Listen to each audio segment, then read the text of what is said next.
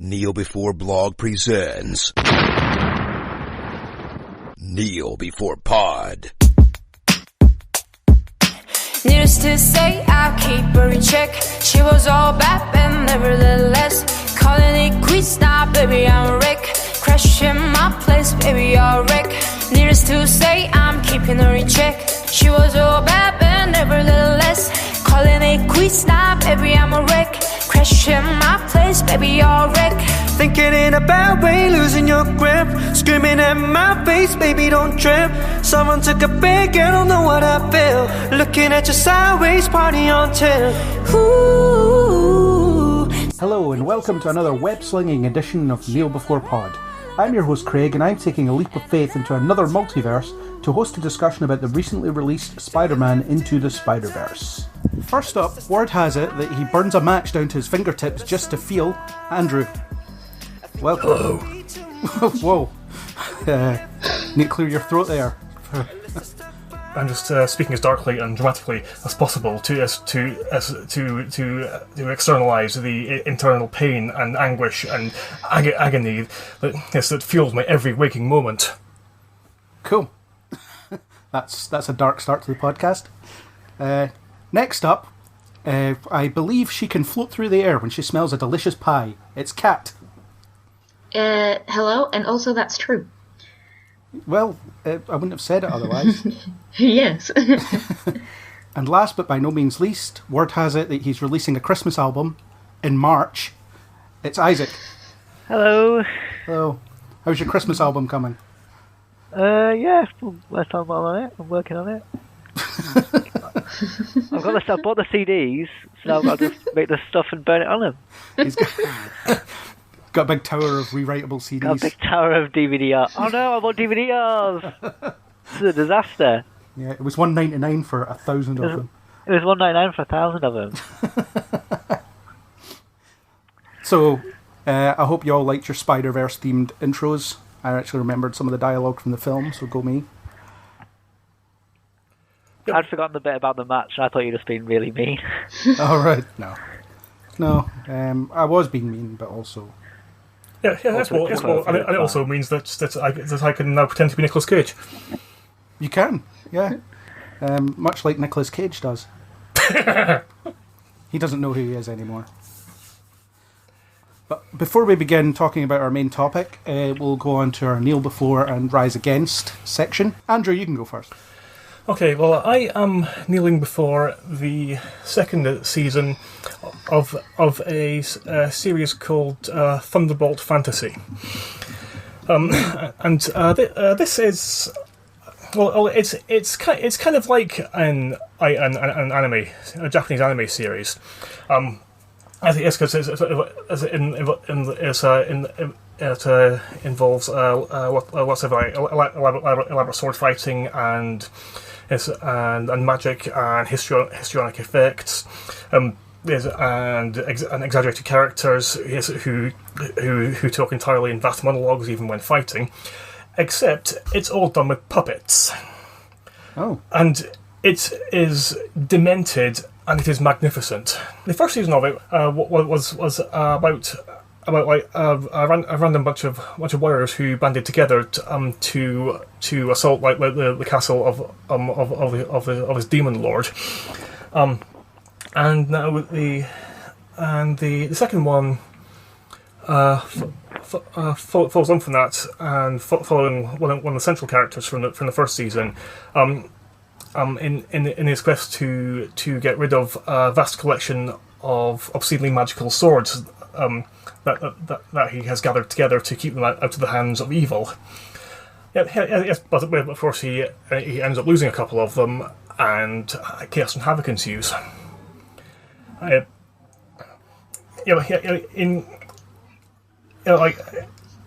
a little hard to describe it in more than broad terms. But it's definitely something that I would recommend people check into.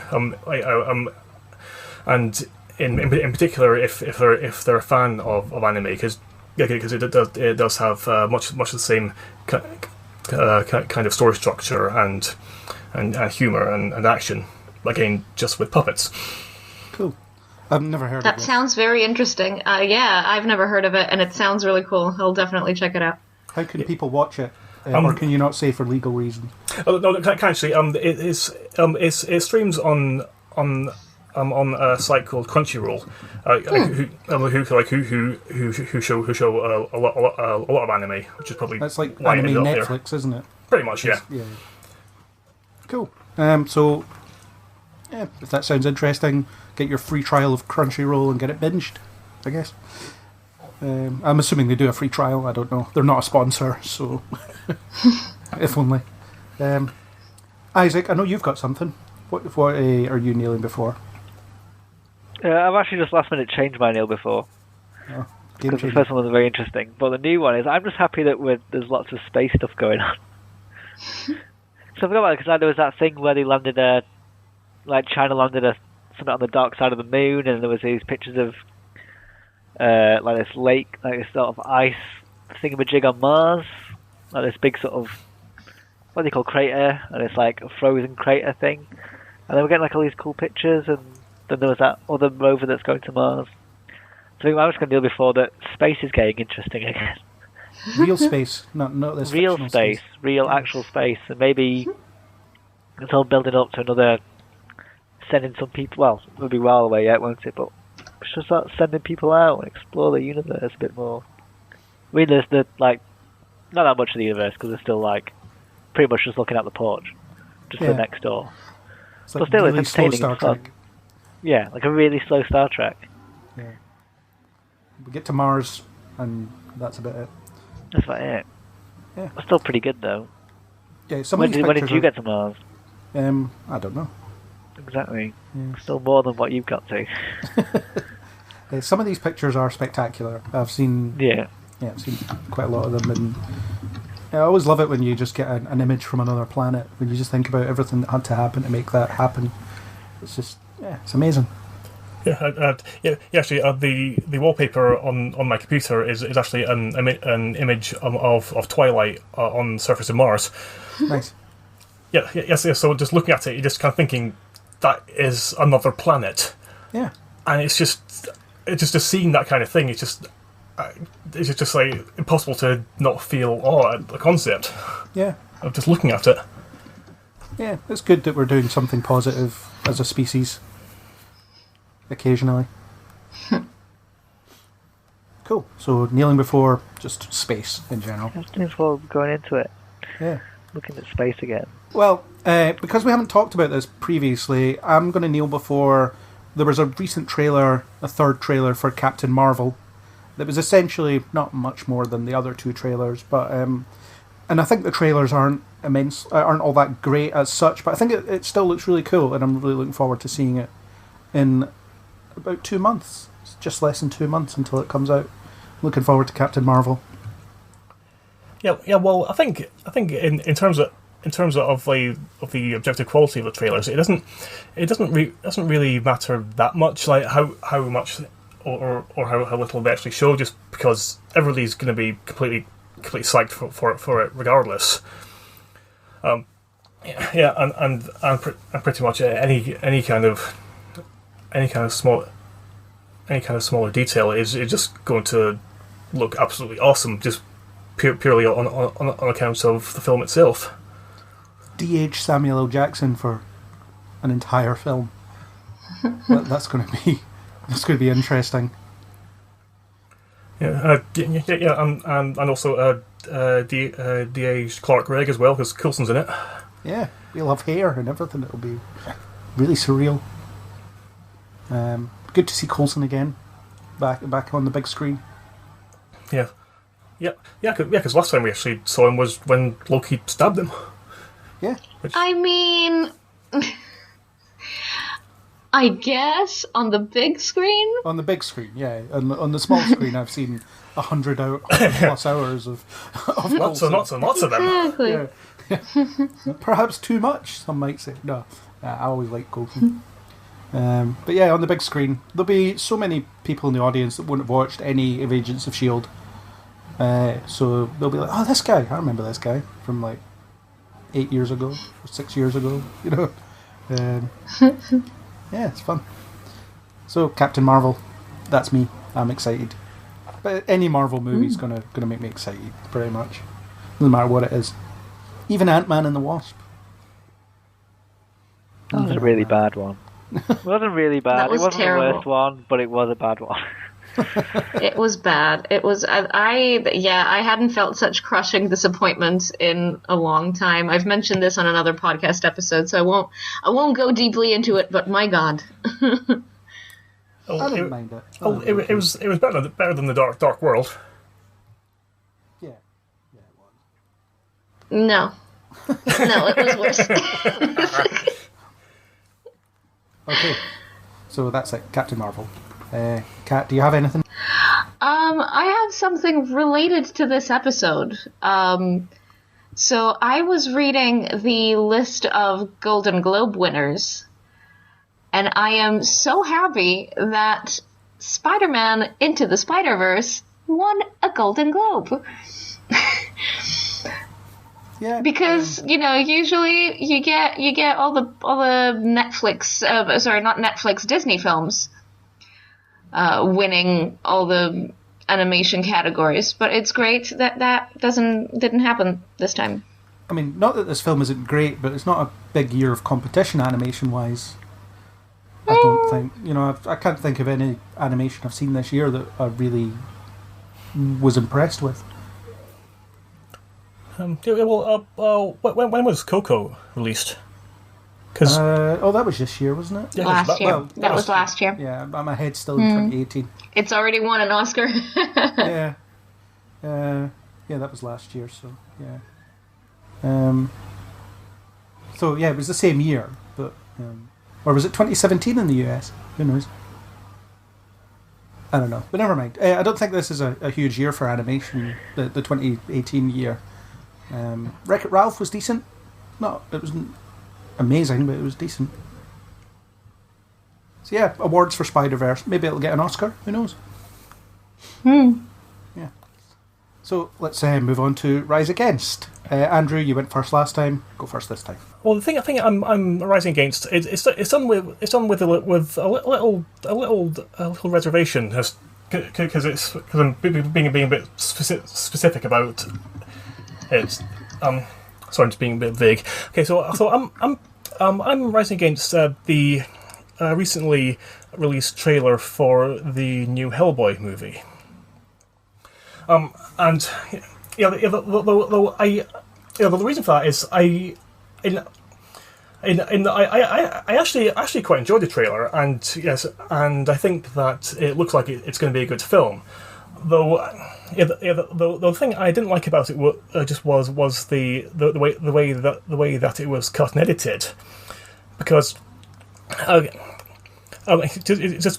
because it was focusing a lot on the comedic aspects of the story. Although I am a big fan of the Hellboy comics, and having comedic moments in them is an essential part of what they are. Though I felt that the way that the trailer was put together, it seemed to be trying to create the impression that the entirety of the film was going to be like that, and I really don't think it will be. But it seems to me to be deliberately creating a false impression. Yeah, I wasn't impressed by the trailer either. I'm fairly sure that's not going to be how the end result will turn out, as you said. But I don't know. I don't know what I was expecting. Was it maybe expecting to see why it's being R-rated? I don't know. They could maybe do a bit more horror. I have no idea. Or maybe it just will be obscenely violent. But it just kind of looks... I mean, it looks like a naff copy of the other one. The other Hellboy franchise. It's not that great. David Harbour looks great, though. It's David Harbour, isn't it? He looks great as Hellboy. seen season 1 of Stranger Things, and I was like, oh yeah, he looks like a Hellboy. Definitely looks like a Hellboy. But yeah, I love the Del Toro movie, and it's a shame that that third one will never be made. I haven't seen a single Hellboy film. You haven't? Oh. No. And I have to say, I have little interest, despite being a really big Del Toro fan. I don't know, something about the aesthetic of it, and not really, I don't know. I know it never captured me, and so I never watched them. Interesting. Yeah, I think the first one is that kind of classic, we'll do what the studio says to get this made. And then the second one is that you've made Pan's Labyrinth, you do whatever you want. Yeah. Yep. Because like the second one was so much more like clearly a Del Toro movie. Yeah. Just with all these like phantasmagorical creations and just so many monsters of this like terrifying beauty, and also a hell of a lot of living clockwork. Yeah, and the first one had a pointless human character that didn't need to be there, who's dismissed with a throwaway line in the second film. It was just like, you got him sent to Antarctica, that's it, job done. No explanation. No one cares. No one cares if he's there or not. So, yeah, it's fun. Yeah. Well, because that actually was one of my issues, like with the first movie, because that character, I can't remember his name. But Myers, I think. Sounds right. Yeah. But his like purpose was to be an audience surrogate.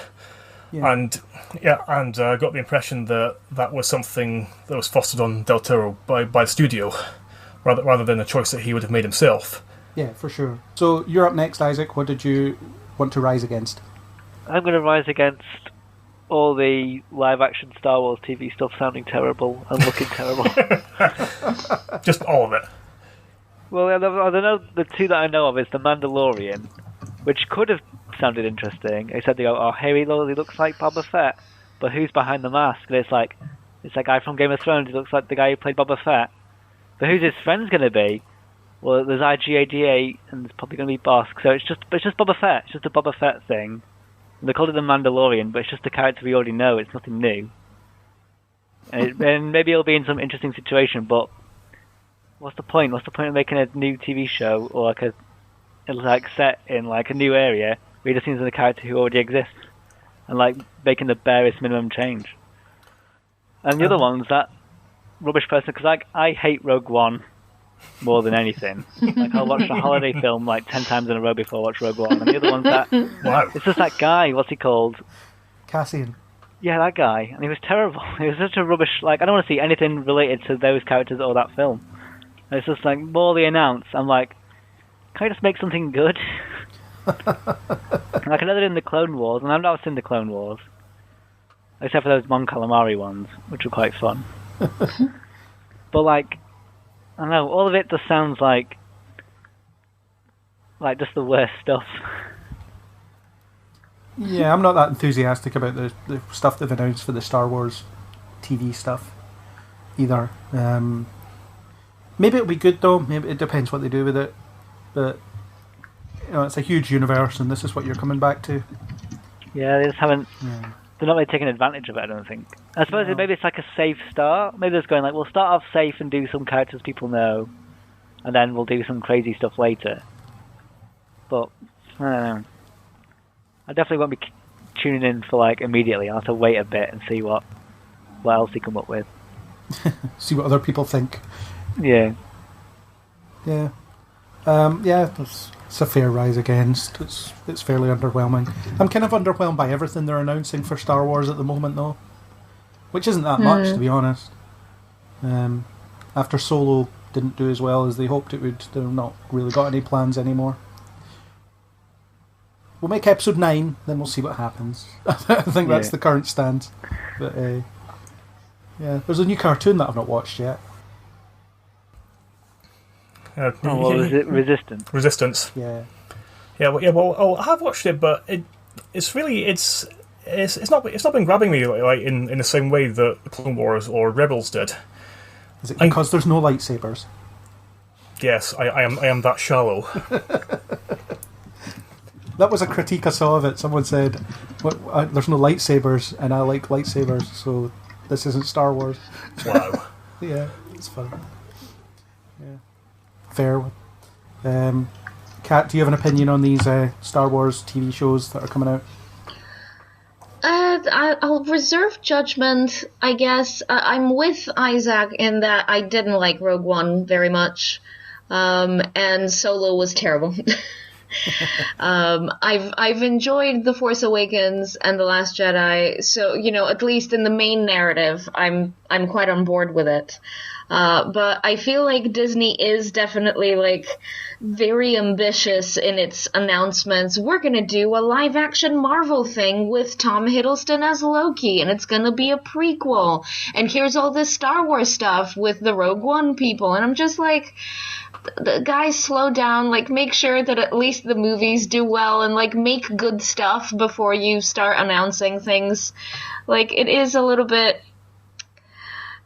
reaching for cash very aggressively.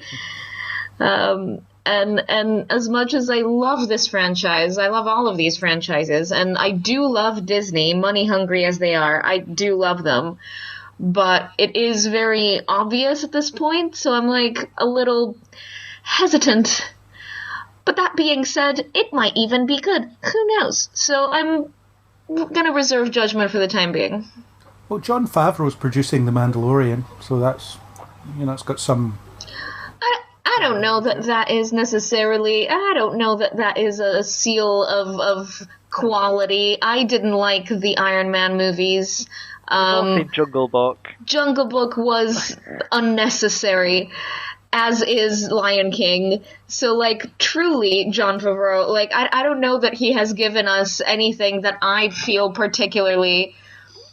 has added to the canon of pop culture. He rehashes things, and the first two Iron Man movies were terrible, in my opinion. So, I don't know. But I like his output for the most part. From what I've seen of it, anyway. I'm sure there's some comedies that I would hate that he's directed or been in, or he was good in those episodes of Friends he was in. That doesn't mean anything in this case. My God, 20 years ago. Yeah, and he'll find a way into The Mandalorian, because that's what he does. He just puts himself in his own stuff.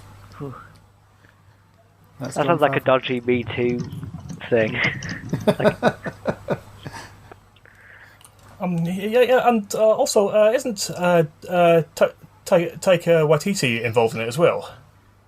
Or am I making that up? Yeah, I think he's directing an episode, isn't he? Something like that. Maybe I'm making that up. Is Werner Herzog's involved? I can't remember why or how. What? Yeah, one of them's got... I think he's he's acting in one of them. Okay. I'll just do a quick... I'll just quickly back up my crazy claim. Bear with me. No, yeah, he's going to be in it, apparently. Taika Waititi is directing an episode, as is Bryce Dallas Howard, because she's a famous director. Got to start somewhere. I don't even know if that's her first directing. But anyway, that's beside the point. So yeah, Star Wars TV, nah. Okay. Kat, do you have a rise against, other than just ragging on Jon Favreau? I have rise against Jon Favreau. I want to controversially rise against Lin-Manuel Miranda. No. Blasphemy. No, Lin-Manuel Miranda's accent in Mary Poppins Returns. I don't know. I feel like everybody loves this guy, and I do too. I loved Hamilton. I love his writing output is fantastic, but just must we with the terrible Cockney accent nobody talks like that except Dick Van Dyke in a movie like a million years ago, which we have all, I feel, in the decades since accepted that was a terrible accent, and instead of, I don't know, fixing it, they made it worse with Lin-Manuel Miranda's terrible impersonation of Dick Van Dyke. So I'm gonna rise against that because what the hell, man. Well, we all know that Mary Poppins Returns was just we're just going to make the first one again. Pretty much. So I didn't like Mary Poppins Returns pretty much at all. I don't remember the first film that well, but then as I was watching it, I was like, oh yeah, that's like that bit in the first one, because like I guess cultural osmosis has made me aware of the highs of that film effectively. So yeah, it was very Force Awakens to me. So I've already seen this sort of, So yeah, I suspect that accent was deliberate, which probably makes it worse. Oh, it absolutely was deliberate and awful. Hence my rising against it. Fair one. Managed to get a slagging of Mary Poppins in somewhere, so I enjoyed that. Result. Yeah. I don't really know what Hamilton is, other than it's a musical that people like. I know that everybody talks about it. It's a musical. It's fantastic. It's really a marvel in writing, and it's won numerous awards for the writing itself, because it's inspired by hip hop and rap music, and essentially it's telling the story of Alexander Hamilton, who was one of the founding fathers of the USA, but using unexpected kind of musical mediums. And Lin-Manuel Miranda is very good at sort of rap and hip-hop writing. Like, his rhyme schemes are fantastic. Like, it's just a marvel to listen to. It's just a lot of fun.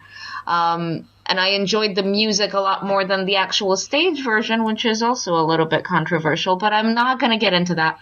Oh, is that a film as well? No, it's a musical on stage. Oh, right. Because you said... The stage version, not the film version. Ah, right, okay. The musical... Oh, yeah, sorry, I meant the album. Oh, I see. Is what I meant. The music itself, so like just the audio version rather than the staging, but right. Yeah. Well, I mean, it's never toured, so I would never have a chance to see it, so... Yeah. At least not. Well, someday. Maybe. Yeah, if it ever comes to Edinburgh, I'll think about it. Fair enough. So we'll move on to my rise against, which is very recent news. It looks like they're just not going to make this 14th Star Trek film. I'm not calling it the 4th one because it's the 14th Star Trek film.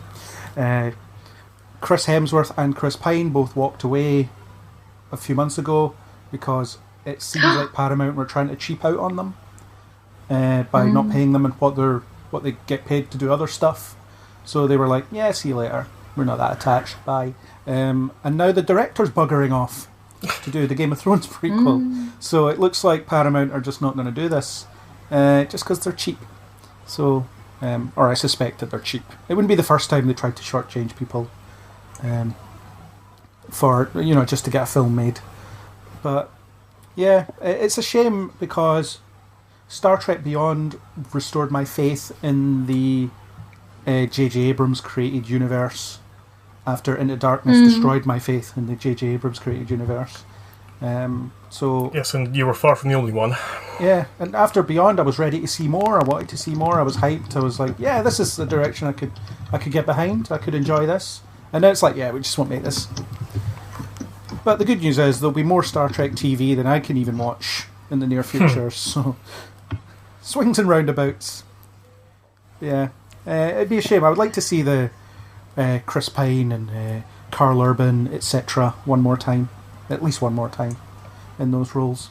Just bring Shatner back and claim that he's been infected by an aging virus and then just get on with it.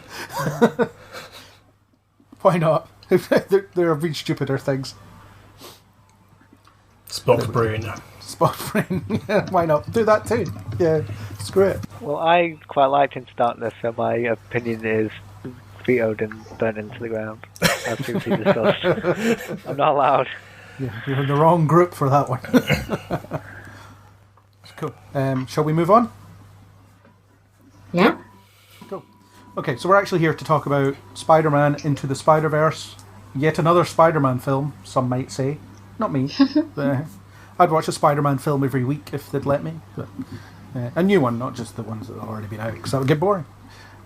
So, first of all, I thought I'd just go around the room, the virtual room, and see how people are attached to Spider-Man as a character, because I think this film is very much about how people might feel about Spider-Man as a character as much as it is a story that we'll talk about. So, Andrew, what's your attachment to Spider-Man, if any?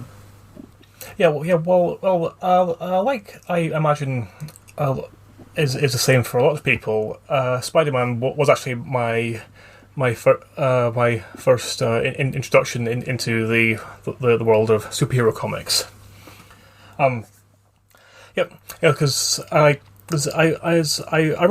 remember one Christmas, my parents just getting me like a few random issues of it from Forbidden Planet, and when I read them, that they were just absolutely brilliant fun because I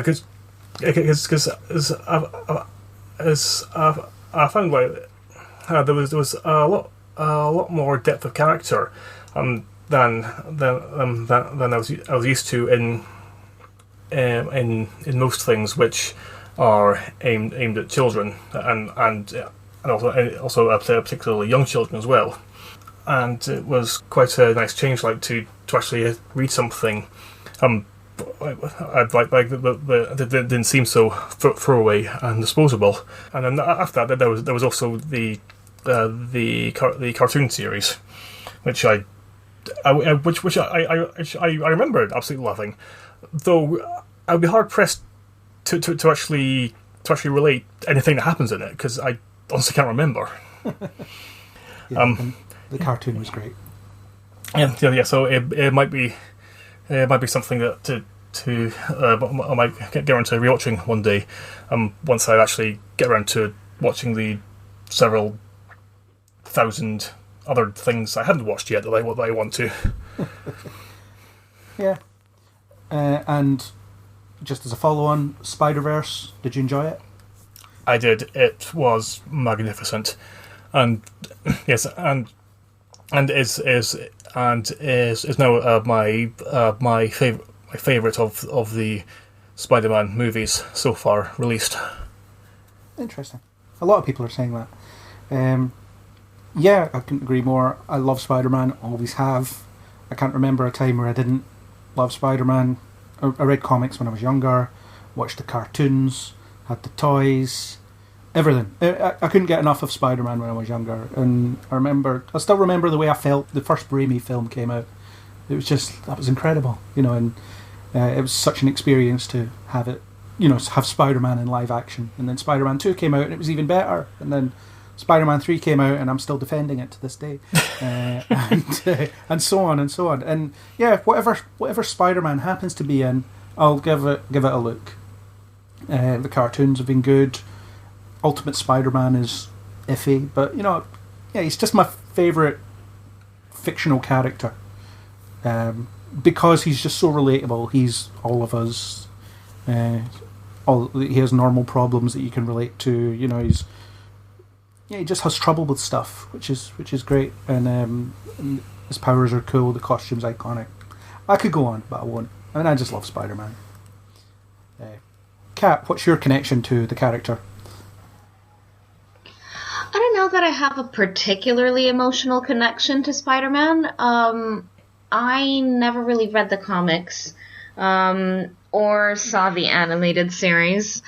I know you love it a lot, so yeah. Sorry, I haven't really seen it. I quite enjoyed the first couple of Tobey Maguire movies. I think they were probably my gateway into superhero movies. And then I enjoyed Amazing Spider-Man 1 and then most of number 2, as I think most of us did. I think that Peter Parker is fascinating as a character, and I was quite interested in the idea of there being someone other than Peter Parker. There was a lot of conversation back in the day when Homecoming was about to start filming, basically whenever Spider-Man came back to Marvel for movie rights. And there was a lot of conversations about maybe having Miles Morales be the MCU Spider-Man. And that's when I became aware of all these different Spider-Man. And And I was like, oh my god, yes, bring it. That would be so cool. Do we need another Peter Parker? That being said, Tom Holland did a really good job, and I really liked Homecoming, and his role in Infinity War and all of that. Just like, I like him, and I see why they went with Peter Parker again. But yeah, I suppose, yeah, like Andrew, this is probably my favorite Spider-Man movie. Cool. Isaac, what's your connection to Spider-Man? I don't really like the character of Spider-Man, but I think he's got the same problem as Batman, where it's like he has the best villains, so you have to kind of read his stuff because it's the most interesting. But like, yeah, he's Marvel's version of Batman, where I don't really like, or not like, but I think because I've only really started knowing about Spider-Man since moving in with you, and I think I missed the point where you're supposed to read it, where you're supposed to like sort of grow up with him as like a teenage sort of thing. So now I just sort of find him a bit annoying, and he's like all the other characters are like more interesting, and he's just a bit sort of smarmy. I don't really like him. But he's got the best villain, and so yeah, like I like some of the films. I liked Amazing Spider-Man 2. I do not like that film. I like that one. I think it's quite fun.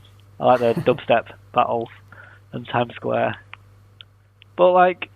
The films are okay. They're good. Like, they're good. Like watching back, like Spider-Man 2 is good. The other ones are like sort of fine. Homecoming was quite good. It's nice to sort of see a super criminal as opposed to like some.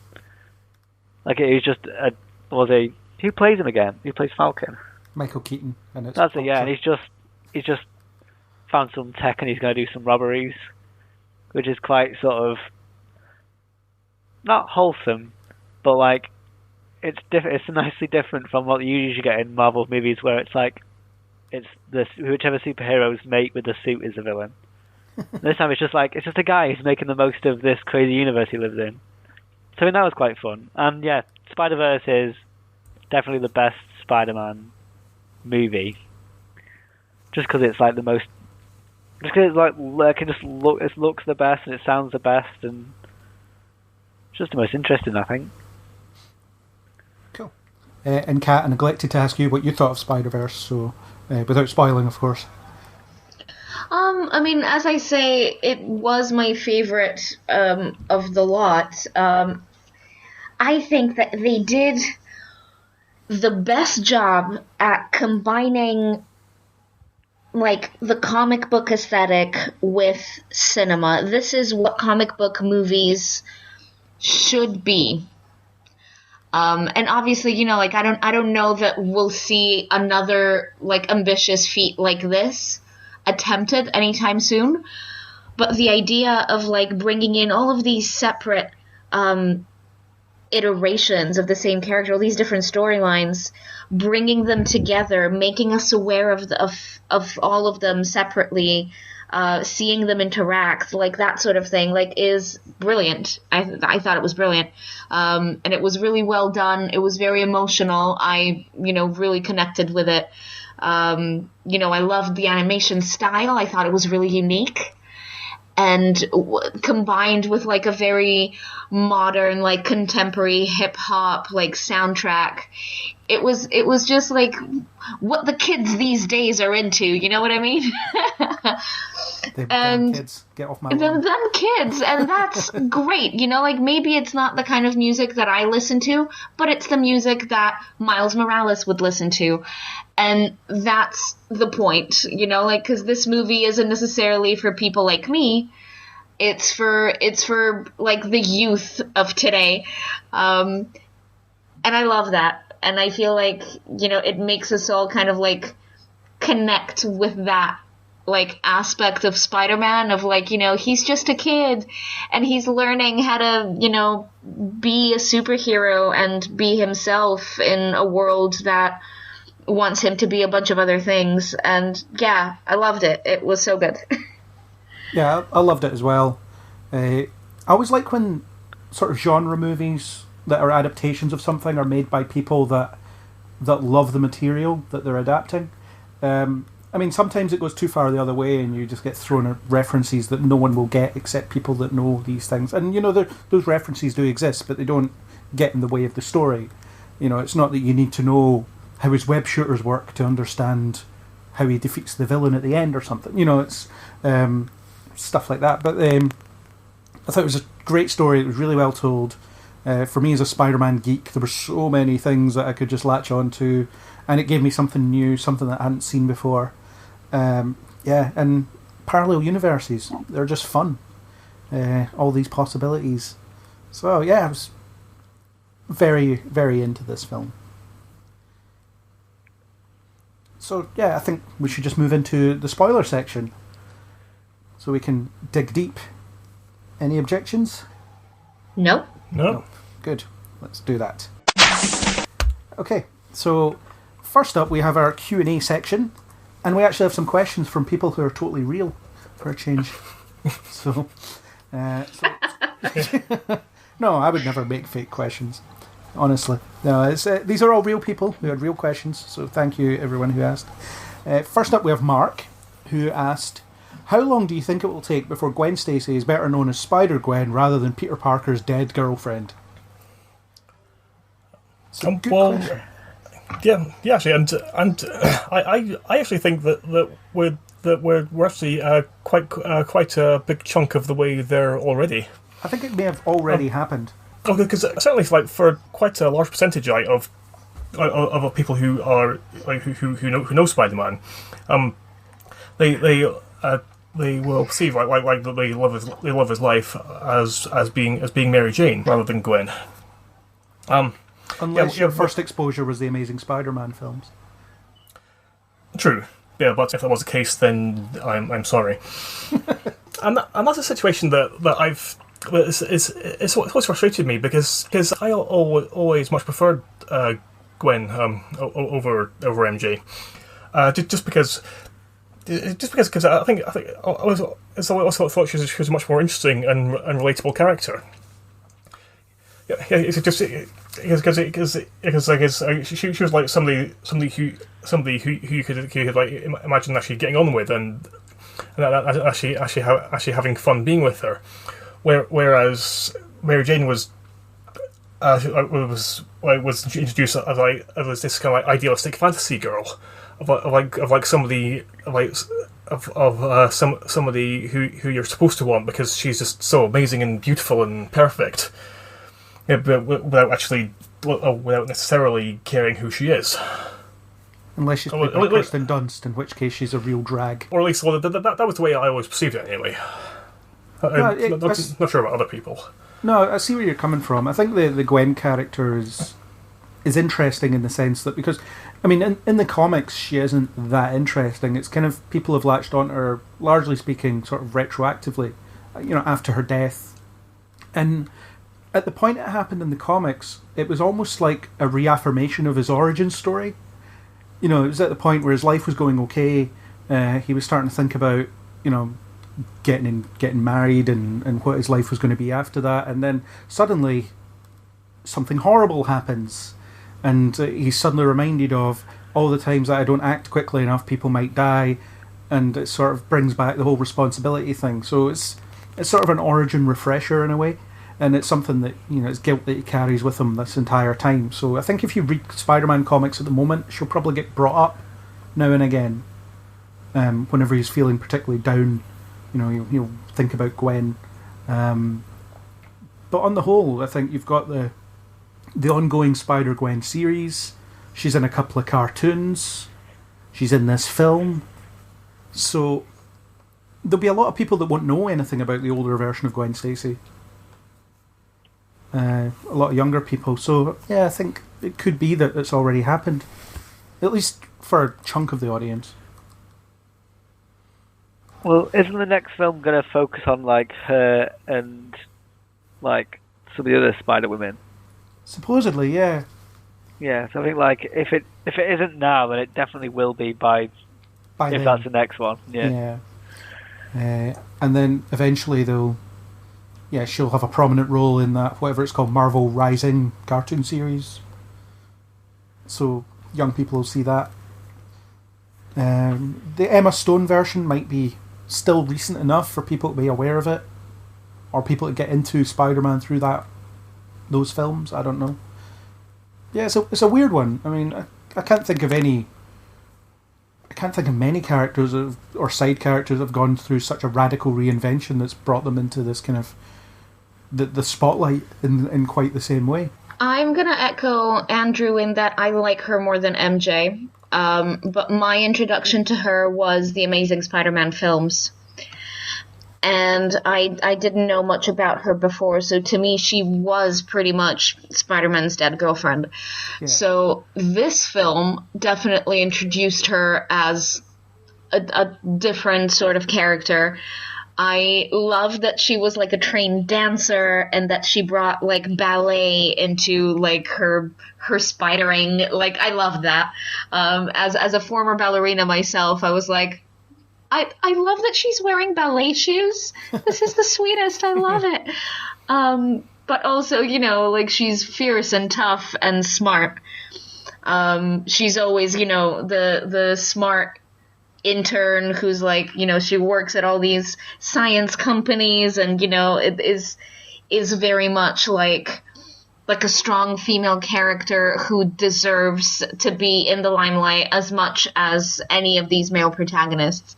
And so I'm here for her, and I loved this version of her, and the idea of seeing her again, I'm very excited about.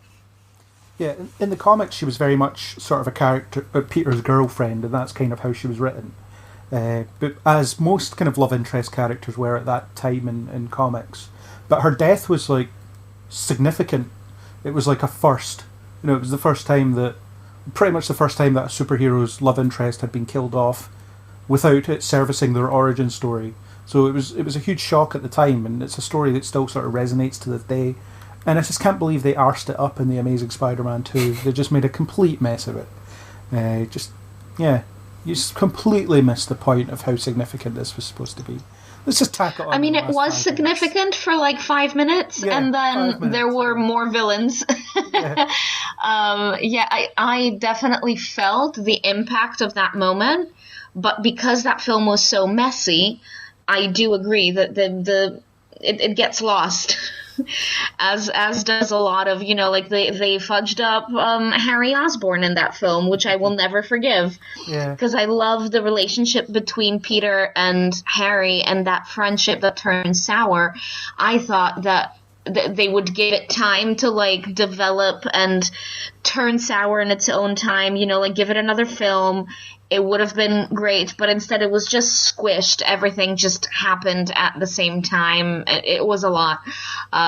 So, yeah. The thing is, there'd be nothing to stop them introducing this sort of version of Gwen Stacy in the MCU, really. I mean, because there is no Gwen Stacy at this point in Peter Parker's life. So they could sort of splinter it off and bring her in that way. I'm not sure how well that would work, but it's a possibility. And something that I would be open to personally. I mean, they've been really good about introducing strands from different comic book arcs and making them into one solid sort of timeline in the MCU. So I'd be interested to see how they would do that. But yeah. Yeah, so to answer your question, Mark, it's happening. And it won't be long before it's more or less cemented, apart from people like me who, you know the significance and so on, from way back. So, next question from Stephen, who has 2 questions. He's greedy. If only the rights business didn't get in the way of movie making, I'd personally love to see a live-action Blade and Spidey team up against Morbius like the 90s cartoon. Well, that's not going to happen. If rights weren't an issue, are there any Spider-Man live-action team-ups / storylines you'd love to see brought to the big screen? I'm just going to go right in with Fantastic Four. I think it's always great to see him team up with the Fantastic Four. It was one of the first things that he did in the comics. He has a great friendship with Johnny Storm. He's very much part of their family in the comics, and I just want to see that. I want to see that happen. I would love to see an X-Men team-up. I mean, messy as that would be, and I'm sure will be because it's in the horizon. I don't know what they are planning for it, and I'm skeptical because we've already had too many X-Men movies. But that being said, it's one of my absolute favorite groups of characters in comics, in Marvel Comics. Just, yeah, I love them. So X-Men comics were the first comics I ever read, and I followed them for quite a while. And yeah, I would love to see that sort of team up with Spider-Man. That would be amazing. You should watch the two-parter in the 90s cartoon where he teams up with the X-Men and riffs off Wolverine really well. Ooh, I shall. Yeah, I'll tell you what the episode titles are and you can have a look. Yeah, that'd be fun. In the Ultimate Comics, they matched his age with Kitty Pryde's, so they were both like 16. So they were in a relationship for a little while. I don't know if they should do that, but they could do. If they make the X-Men of the MCU sort of the teenagers at a school thing. Yeah, I mean, one of my absolute favorite things, and that's a little controversial because you could say it wasn't very good, but I was really into it, was X-Men Evolution, the animated series, where they're all teenagers. Yeah. It was one of my absolute favorite things when I was a teenager because everybody was my age and they all got to like hang out together. And, like my favorite was Nightcrawler, who was just like this emo kid, and he wasn't like some weird praying, overly religious dude. It was interesting having all the characters be the same age, except for like a handful who had to be the teachers. So you'd have the surly Wolverine who grumbles at the children. It was good. I really enjoyed it. So yeah, to see Spider-Man in that sort of mix would be awesome. And that was where they introduced X-23, I think, that cartoon as well. It was, yeah. Yeah. Mm-hmm. So yeah, that'd be cool. Andrew, who would you like to see him team up with? Well, the one I go for, it wouldn't actually be so much of a team up. It would be more kind of a mutual antagonism. Because I would quite like to see Spider-Man and the Punisher together. The John Bernthal Punisher. Possibly, or just like. Or just like a version of a Punisher. Just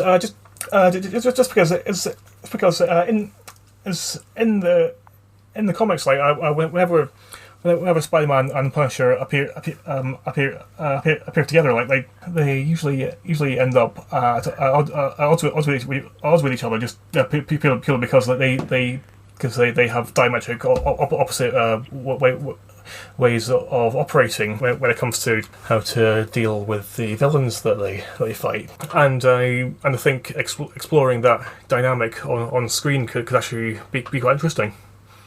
The Punisher's first appearance was in a Spider-Man comic as well. That was his very first appearance. Wasn't like his origin story. I knew that. Yeah, he gets hired by the Jackal to kill Spider-Man, and then he realises that the Jackal's not a very nice guy and turns against him. So there you go. Yeah, I think. Could you imagine poor little Tom Holland against John Bernthal's Punisher? I think he'd be terrified. That just wouldn't seem fair. Yeah, it'd be like if he was going to fight D'Onofrio's Kingpin. It's like, nah, I'll just go home. It's fine. I'm not going near this guy. Isaac, who would you like to see him team up?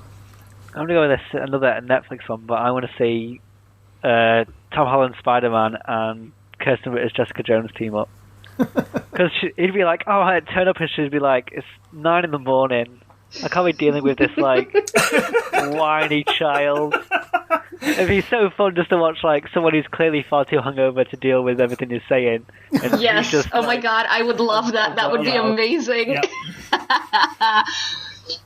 Yeah. And in the comics, Jessica Jones was apparently in Peter Parker's class at school.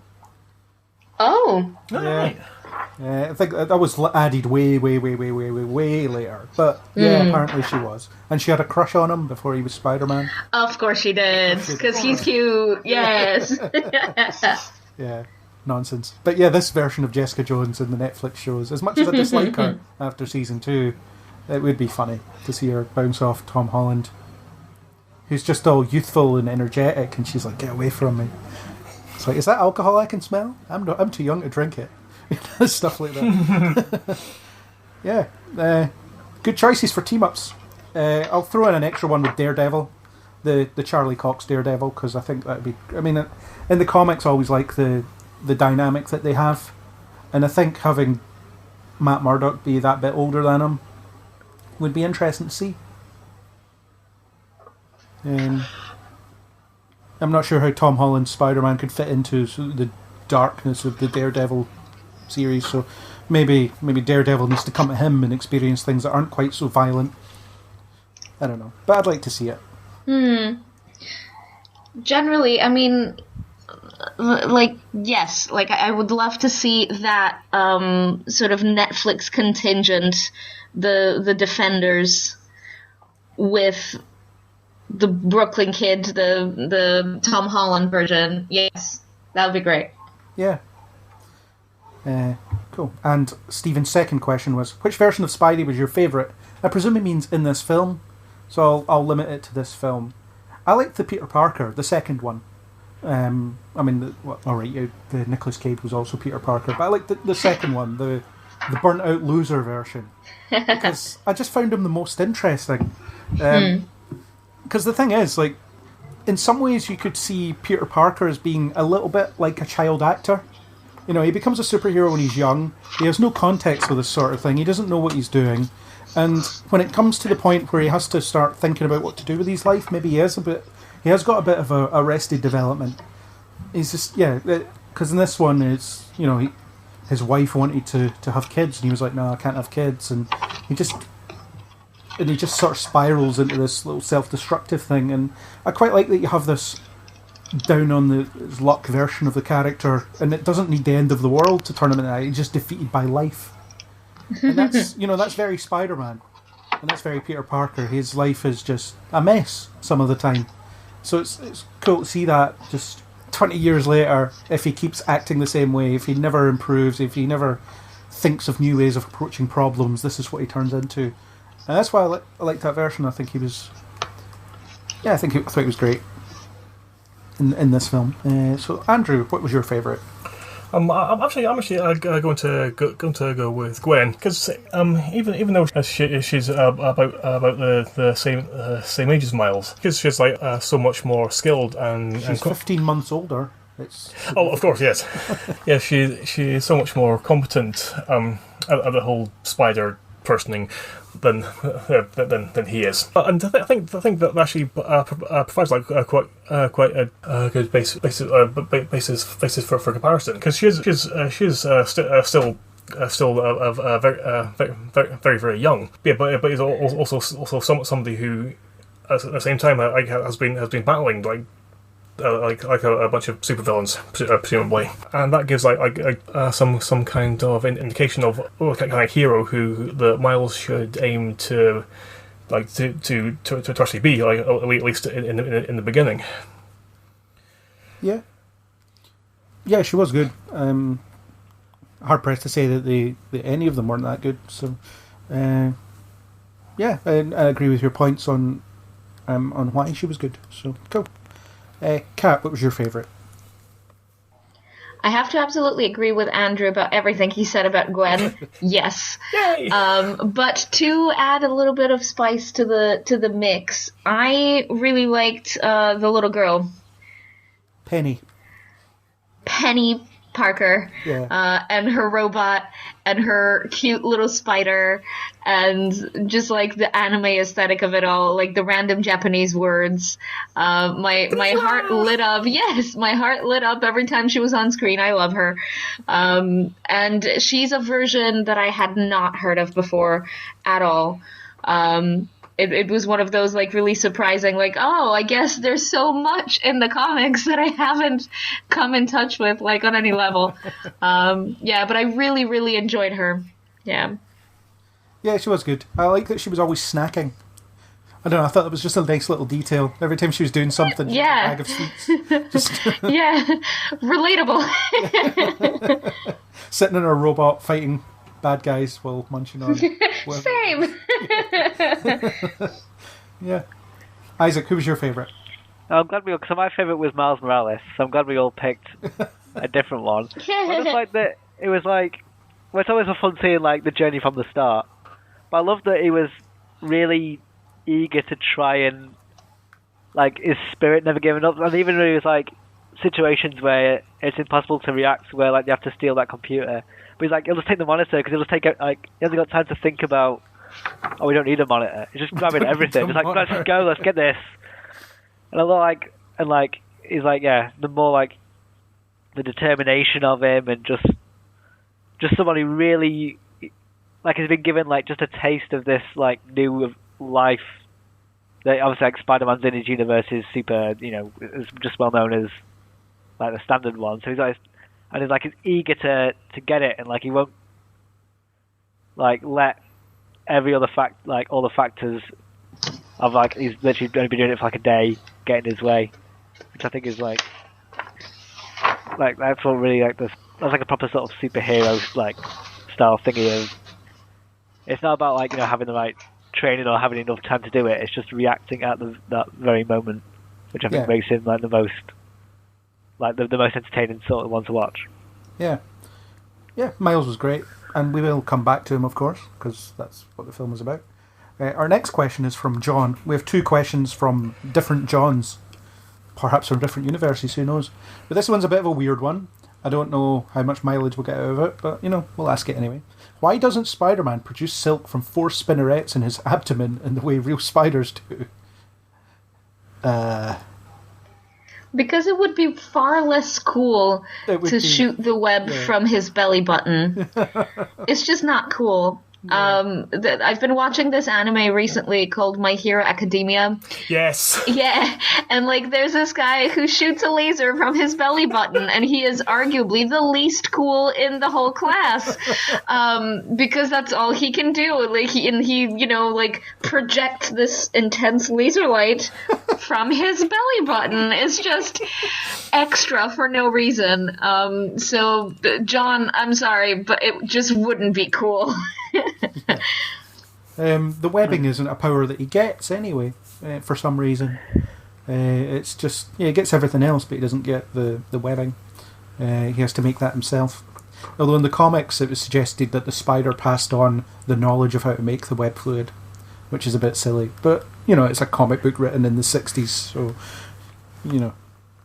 There's a really good Doctor Strange comic where Spider-Man, he takes a spider to Doctor Strange who can talk to a real spider. And he sort of tells him, like, make sure you make the most of our time because you've taken on our lifespan as well, so you only have 1 to 2 years to do it. He's like, why? It's like, I was taking on these, like, you've taken on the power of us, so you've also taken on, like, our 1 to 2 year lifespan. And he just leaves, like, Doctor Strange is like, oh, how did you find it? Was it good? He's like, I want to go home, I have to go home. Like, just distraught. So that's really sort of thing, I think, like, similar, like, all those extra little Spider-Man, like, spider life thingamajigs that would be super weird if that actually had, like, it would be a much sadder comic if it was, he just turned into, like, it took every available aspect of a spider. Yeah. Eating so many flies. Yeah, it'd be dumb. So yeah, John, because we don't think it's cool, and neither did Stan Lee or Steve Ditko, so that's why. It's lucky that the Tobey Maguire version got the web sacks in his wrists. That was really lucky, because it could have been so much worse. So the next question's from John from Another Earth, we'll say. This one is probably going to be one that maybe just me and Andrew will know anything about. Isaac, you might as well. Okay. But in the House of M storyline, everyone thought that Spider-Man was a mutant. Surely a DNA test would show he was an enhanced human. So why wasn't he tested? I'm going to go with, it was written by Brian Michael Bendis, and he doesn't think about these sorts of things. I've only read House of M once, and it was like a while ago. I think I remember it being mentioned at some point that like that in that reality, being a mutant wasn't like a single mutation. Like it wasn't just the X gene. Then like being mutant was sort of millions of small aspects of some of these genetic makeup. And at some point, I think it was Beast who said that that it was too complicated, like to actually figure out, and isn't something that he could see getting done like in his lifetime. And isn't that weirdly the opposite of what Beast would normally say? Science, this will take too long. Can't be bothered with that. Yeah. I should explain what House of M is. It's basically an alternate reality set up by Scarlet Witch because she's upset. Where mutants reign supreme. And there's all sorts of little changes to it. Captain America is like the first man on the moon because he doesn't die or he doesn't get frozen during World War II. Peter Parker is like a celebrity who's actually secretly the Green Goblin because he's mental. I think Iron Man's like a cage fighter or some nonsense like that. It's weird. I mean, comics are weird, but it's weird. It's a goodish story, but yeah, I don't really have an answer to that one. You just answered it perfectly, so you remembered it better than I did. And I've only read it once as well. There you go. I think that will satisfy John's craving for an answer to that question. Score. Yeah. Was it? If ever something like that happens, a wizard did it. A wizard did it. Well, basically that's what it was. What's that? This one it's a witch. Yeah, witch. Yeah. Last question I have is from Ronnie, who says, why has no one thought to give Nicholas Hammond a cameo in a Spidey movie? I have wondered this myself. For those that don't know, Nicholas Hammond played the very first live-action version of Spider-Man in a really, really terrible TV series. It was like a series of TV movies, wasn't it? It was like 3 or 4 of them, and it wasn't very good. You see him climbing the wall as him getting raised on a rope, and he sort of obliquely touches it as he's climbing, but it's clear he's just been dragged up on a rope. It's really ridiculous. I suppose for the time it would be innovative, but maybe Nicholas Hammond doesn't want to be in Spider-Man stuff. Yeah. Well, and perhaps looking back on them, they actually kind of recognised it as a bit terrible, and don't really want to draw people's attention to them again. Yeah, although the 90s cartoon, Peter Parker's look was based on Nicholas Hammond a little bit. He looks a bit like him, so there, yeah. Anyone else, any opinions on why Nicholas Hammond is not featured? It's a weird little part of Spidey lore that they just forget about, I suppose. Or don't know about. Yeah, well, not that many people. Speaking for me. Yeah, I had to ask Craig yesterday if that was someone who was dead. Well, and I had to look it up. So, yeah, I didn't. But thanks, Ronnie. I was going to make a joke and say, Nicholas Hammond asks, why does no one give Nicholas Hammond cameos in here? But, thank you, Ronnie. So that's the last of the questions I have. Kat, I believe you have one from an audience member. I do indeed. So, Savan asks, what do you think of the Christmas album and also the other soundtrack albums from the movie? I think it's the most William Shatner thing Chris Pine has ever done, and that includes the 3 times he played William Shatner. I have to admit, I wasn't aware of it. Oh, you weren't? Oh, okay. No, I didn't know when we got the question. I was like, the what now? And then I found it, and I was like, oh, I love this. Low-key, that's amazing. Yeah, it's like 4 or 5 tracks, and some of the cast contribute to it in different ways. The particular one is the Spidey Bells one, which plays, or a portion of it plays over the end credits, where he just suddenly has a breakdown in the middle of it and says, "What am I doing? And why did I cash in? And what have I done? I have a degree in chemical engineering." Yeah. But yeah, the most William Shatner thing that Chris Pine has ever done. I'm going to stick with that. Maybe that could be like, on the tagline of the album. It's printed on the back of the CD case. It's funny. I mean, it's funny just like everything else is in the film. In terms of the other soundtrack, not aware of most of the music that was in it. I like the original score though. That was really good. Yeah, exactly. Like I love the original score. I thought that it just brought such a modern like spin on all of it. Like it was really quirky. Just like really quirky and catchy music, but also the cinematic sort of orchestral bits were awesome. But it was synthy and techno enough that like it wasn't your regular movie soundtrack. It just had a bit extra pizzazz to it, which was great. And also like the music inspired by like with the actual sort of songs that were in the movie and then some other stuff. Great. Just great. I'm always concerned that putting sort of contemporary songs into a film will date it. To some, you know, so you'll watch this film in like 15 years and you hear this song that was out 15 years ago and oh yeah, that. It's a bit like whenever that Chad Kroeger song appears on song. Oh yeah. Yeah. It's very 2004. Yes. Or you know, Venom now. Yeah, that was already dated when it was done, but yeah, bloody Venom. Yeah, that film. that thing. Yeah.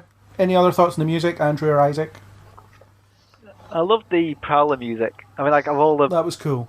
I think of all this like the score moments, that was like really effective. It was just terrifying. I think the best use of actually, I mean, I'm guessing it's a contemporary song. I've not heard it, but it was the leap of faith sequence where Miles comes into his own. I thought that was really well. Oh, that was like chills, like actual goosebumps. Yeah. Mm-hmm. The score was absolutely sublime. Just to say, as with most Christmas music, I was kind of ambivalent to it, really, to that aspect. Fair enough. Yeah. Does that make Spider-Verse a Christmas film? Oh boy, here we go again. I look forward to writing that list in 10 years' time, and having yeah. Okay, so that is all our questions, I think. I don't think anybody else has anything else. So thank you, all people who asked questions. Really good. Love questions. Makes me seem like I know what I'm talking about. Sometimes. Yeah. So, kind of on to, I mean, we touched on Miles throughout, but sort of the focus on Miles as a character. I like that they just went and did it. You know, it's like Miles Morales. Everyone knows Peter Parker. What more can be said about Peter Parker? I mean, plenty, but you know, the audiences be well aware of him. The sort of risk of will people accept another person as Spider-Man? You know, will a general audience accept it? And it starts off really well because you get the "Hi, I'm Peter Parker. Here's how I'm Spider-Man," and then then it just pans out and it's Miles sitting drawing while listening to music, and then it's so it gives you that kind of familiar in. And then you just focus on Miles the rest of the time. And he doesn't get overpowered by the other versions of Spider, or the other Spider people that are kicking about either. It's still very much his story. And I like that they all vanish at the end and let him finish it off. Because that's, then it brings it right back to him. This is something that he has to do.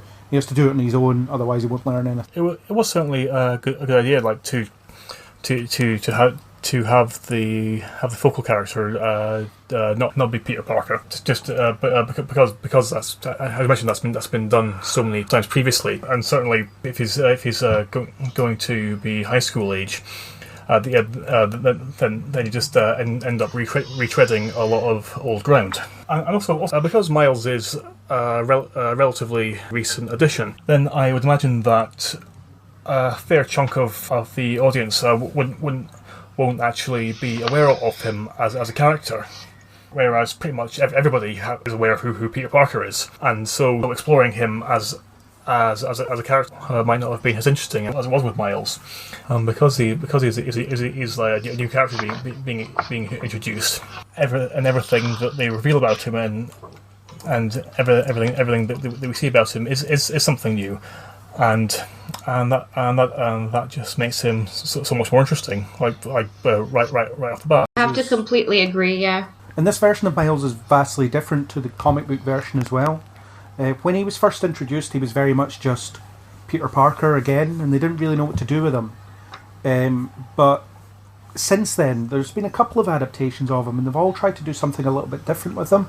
And this one is the first version where I'm like, this is his own thing. You know, he's got his own stamp on it. I like the graffiti artist angle, and I really like how that informs his costume design.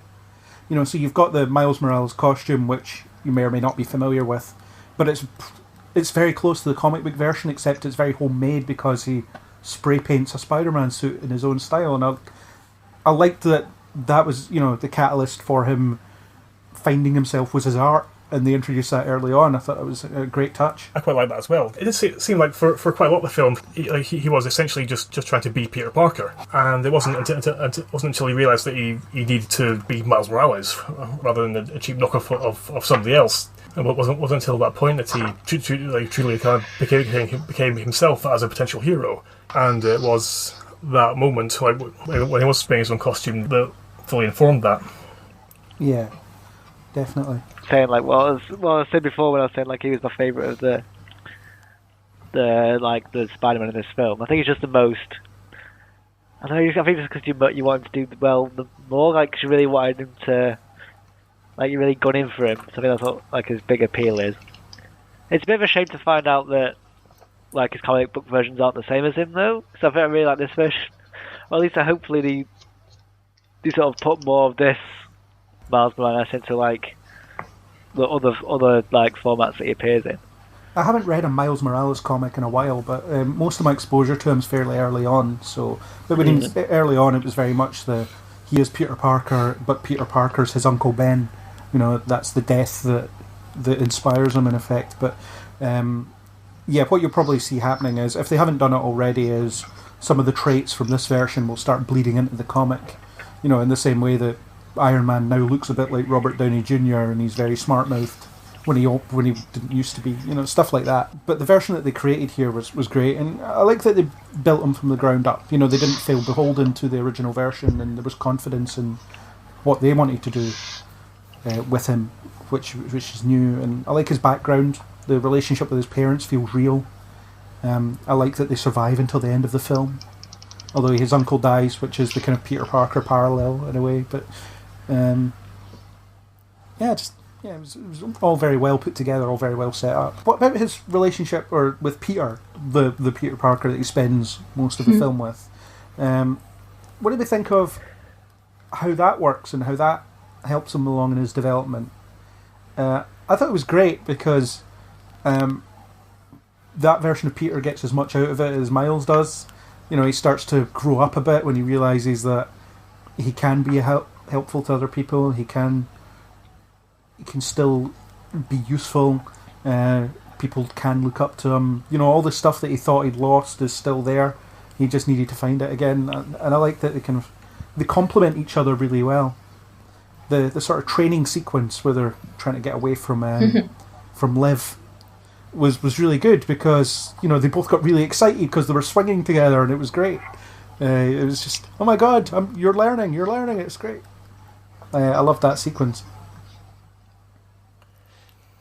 I thought it was quite interesting because this version of Peter is so much different, like from how he usually portrayed. Because quite often Peter is someone who's really bright and optimistic, whereas this is someone who's basically given up. Yeah. And can barely see the point of anything anymore. And because that's such a contrast to how we usually see him, then like him being with Miles and being reminded of what it was like to actually have enthusiasm about being Spider-Man, and that's effectively like becoming a proper Spider-Man again, in as much as what he's teaching Miles is allowing Miles to become a proper Spider-Man. Yeah, that's exactly it. Like, that was my favorite thing about how they included Peter in this, because of course we know Peter, and of course we expect to see a Peter Parker. What do you mean, no Peter Parker? You know, but that was the perfect way to pass the baton. And like the idea of there being the two different Peter Parkers as well was just like a really interesting take to have, like the one Peter who's like successful and young and good at everything, and then the other one who's like perhaps more along the lines of like the Tobey Maguire Peter Parker, if that makes sense. You know? Yeah, it was a brilliant way to do it. Does anyone else feel robbed of the Spider-Man 4 where he tries to set up his own restaurant chain and fails? I know, that would have made a great movie. Was TGI Spidey's is disgusting. Yeah. I just love the moment when like this flashback to Spider-Man 3 of him like striding down the street doing finger guns. It's like, yeah. I also did this. We don't talk about that. Yeah. And that was the successful version. Exactly. Yeah, and it's hilarious that they got Chris Pine to voice the idealistic or the idealized version of Spider-Man. It's just, his performance was just so. I mean, it's not quite cheesy heroic, but it's along those lines. There's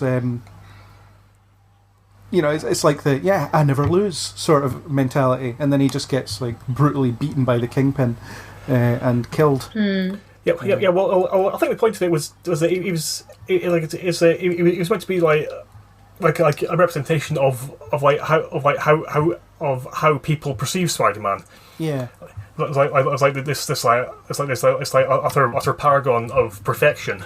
Yeah. And then seeing him half crushed to death and then callously murdered, like it's all the more impacting because of that. Yeah. It's like that I always get back up and then he's just killed. Whereas you've got the other version, he's been kind of meandering along for 20 years, somehow managing to succeed along the way, managing to stay alive, managing to constantly win, but having his life is just a mess as a result. And that's as I said earlier, that's kind of more in line with how I see Spider-Man, as in he never quite gets it together. Even at the points that he does seem like he gets it together, it's going to come crashing down on him at some point, because it always does. Because comic writers like to mash that reset button.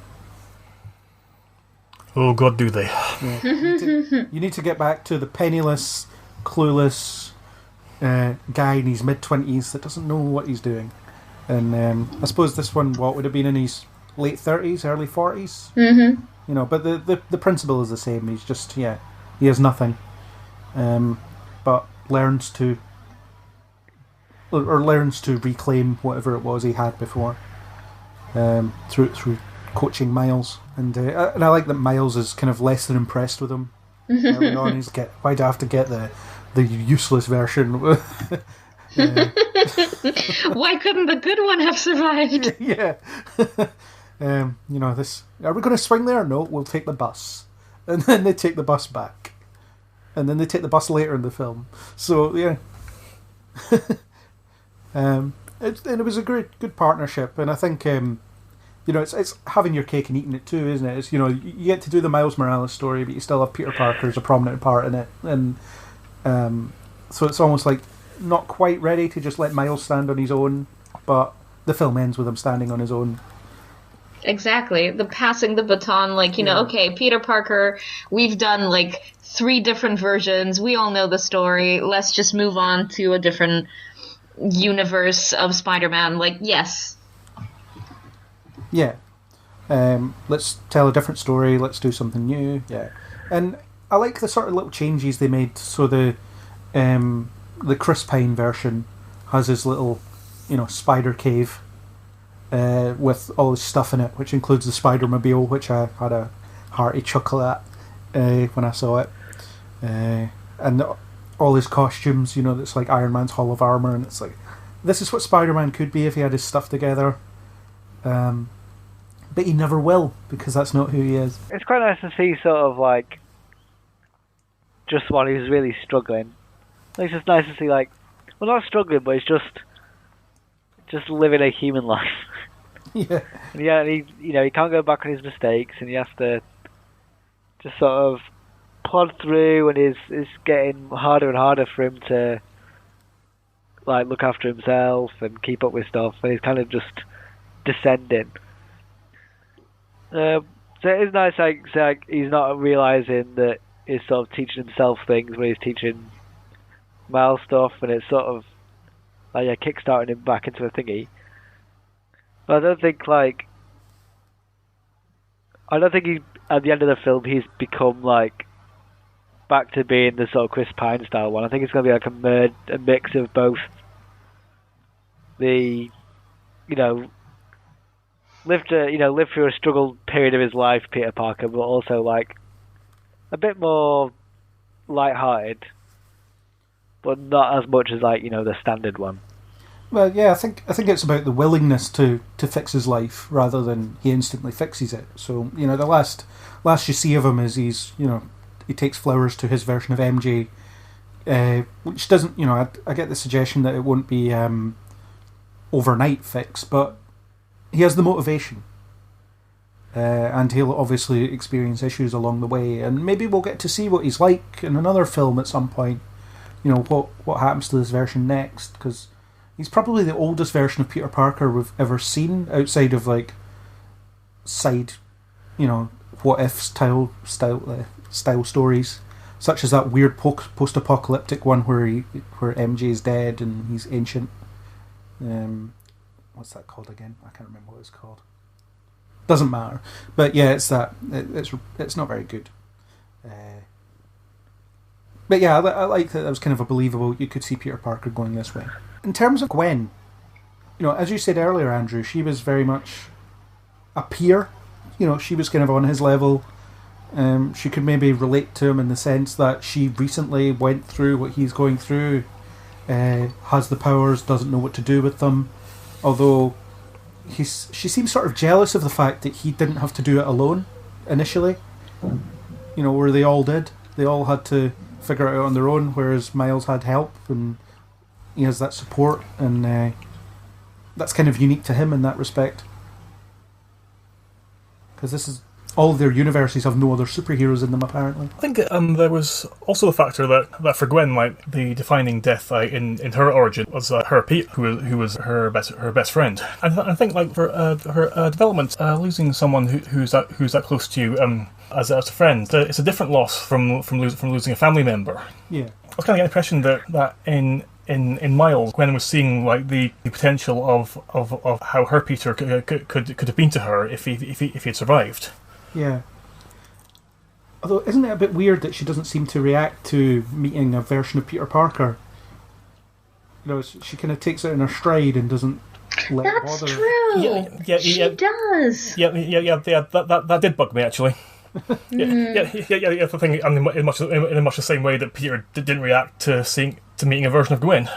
Well, there's no evidence that Gwen Stacy was ever a part of any of those Peter Parker's lives.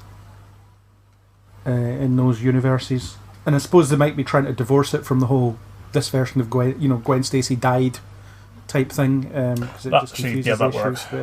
But yeah, it was just weird how it's like, oh look, is that not weird that you're seeing a 30-year-old version of, 30-year older version of your best friend that you recently saw die? And it's like, nah, it's fine. I know it's not him.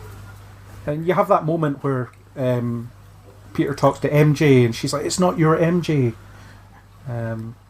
But that was about it. That was about the only reference. That she'd somehow managed to accept it.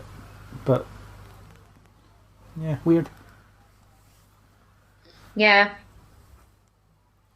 I suppose it would have taken up quite a bit of time, and maybe slowed the film down a bit. But it is a weird one. She doesn't have friends anymore because she can't bring herself to let someone in that way.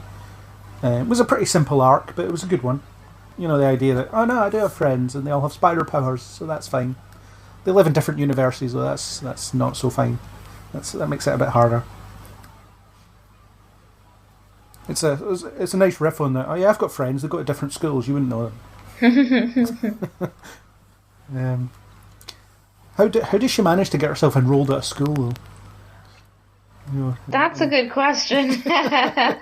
Or even I forget the name of the company now. The Doc Ock, like the Alchemax. Yes. Yeah. Because she had her finger in that pie too, and I was like, okay, like because we meet her there. Like for a moment, I thought she was part of that universe. So it was like, oh, okay, like the revelation that she isn't is like, well, hang on then. How did that happen? And she'd only been there a week. Mm-hmm, exactly. Well, she's just really good at infiltrating. Well, I decided just because she was such a genius and she was able to engage in some kind of hacking computer trickery to get herself on the list of accepted people at these places. Maybe she tied up the real Gwen Stacy who already had those things. Well, say the real Gwen Stacy, the one that belongs to that universe. Maybe she did that. Fan theory, headcanon, whatever. Whatever works. Yeah. Well, she was kind of like the... Not like exposition, but she was the one who knew what was going on, wasn't she? Yeah. So, so her role was, to kind of... sort of our second mentor, but... so he had, Peter Parker, who's, the hero, the one you look up to, and then Grace Desi is the one who's really knows how it actually works, and is the one to talk to, sort of one. And the one who's got a good hand on it, and it's handy also that he meets her in the school and stuff, and obviously we know that that's just her. And she's spying on him, isn't she? Or she's something's going on, which has worked out there's a Spider-Man in this universe or something, I think. She's following him around, though, isn't she? Is that the film? Well, yeah, she says her spider sense told her to go to this place. Oh, that's it, yeah. Yeah. She knows something is going up in that area. She's a bit of a catalyst, I suppose. Yeah, she gets things moving. She explains things. She's the one that gets them to go to Aunt May's house. Because, the plot needs to move on and someone needs to move it on. Yeah, she was good. As a side note, you said Aunt May's house. Yeah. Can we just take a second to celebrate Aunt May and her freaking basement and just the high-tech everything and just her being a boss. I loved her. Yes, she was magnificent. Sort of Peter Parker's Q. Yeah, in a way. Mm. Yeah, I love that. It's just this unassuming shed in the back garden and then it's a basement full of spider stuff. Yeah. Yeah. It's weird because every sort of subsequent version of Aunt May, they try and add something extra to the character. The Sally Field version didn't give you much else that you wouldn't expect from her, but then you've got the Marissa Tomei version who's super young by comparison. And then you've got this version who's she knows Peter's secret, she handles Peter's secret, she helps him, she helps Miles get on his way. You can assume that Miles doesn't need to learn how to manufacture web fluid because he can just go for refills to May's house and get some refills, get his costume fixed up, that kind of stuff. Yeah, because I wasn't sure what to expect from the Aunt May character when they introduced her. I expected her to be sort of consumed by grief or whatever else, but no, she kind of just got on with it. And did what she could to help. What about the other spiders? I would say they're not featured as heavily, although I think that's a good thing because they were maybe a bit thinner in characterization than the others. But I loved Nicolas Cage as Spider-Man Noir. I thought that was inspired casting. It was brilliant, and he just loved it. He just clearly loved it, and I love the whole This it wasn't quite dumbing down, but it was making it more kid-friendly, I guess, as part of his origin story, where he talks about how he drinks egg something and fights Nazis. Eggnog? I don't think it was eggnog. I forget what it was, but it was some kind of milkshake thing anyway. So he drinks milkshakes and fights Nazis. And he has that kind of weird 30s insult when he's fighting someone towards the end as well. I forget what the insult was, but it was really funny. And he was flummoxed by a Rubik's Cube, which I thought was a great detail. Just I'm taking this with me. I don't understand it yet, but I will. Yeah, and who'd have thought you got to see Nicolas Cage play Superman and Spider-Man in the same year? And also, he was just, really, I don't know, I didn't recognize his voice at all. In terms of voice acting, good job. Yeah, I thought he was recognisably Nick Cage. Although I had that weird that moment because I didn't know he was in it at all, and it was like I heard his voice and I was like, that sounds like Nick Cage, and then a minute later it's like, it is Nick Cage. I just like Nick Cage. I'm a huge fan. Doesn't matter what crap he's in, I'll watch it. Fair enough. Yeah. And he, as I said, he voiced Superman earlier in the year in Teen Titans Go to the Movies. So, go Nick Cage. You've got to be everyone in 1 year. Pretty much. Woo! Just get his Ghost Rider back and then we're fine. Nah, I don't think anybody wants that. And then you had Spider-Ham, which I always love it when they bring Spider-Ham into a crossover with other characters that aren't pigs. Or farm animals. And also, like, all of the jokes, like, were great. Take this mallet, it'll fit in your pocket. And we said that's all, folks. And it's like, can you say that? Can you say that? It was very much like a throwback to, like, older cartoon styles and franchises that older viewers would be familiar with. He definitely wasn't a character for the kids. No. He was a character for us and for people even older than us. Yeah. And I really respected that. You know, like all the old school Looney Tunes jokes, but then also like the ham jokes, you know, whenever they said they were, what was it? Did they say like slaughter him like a pig or something? Yeah.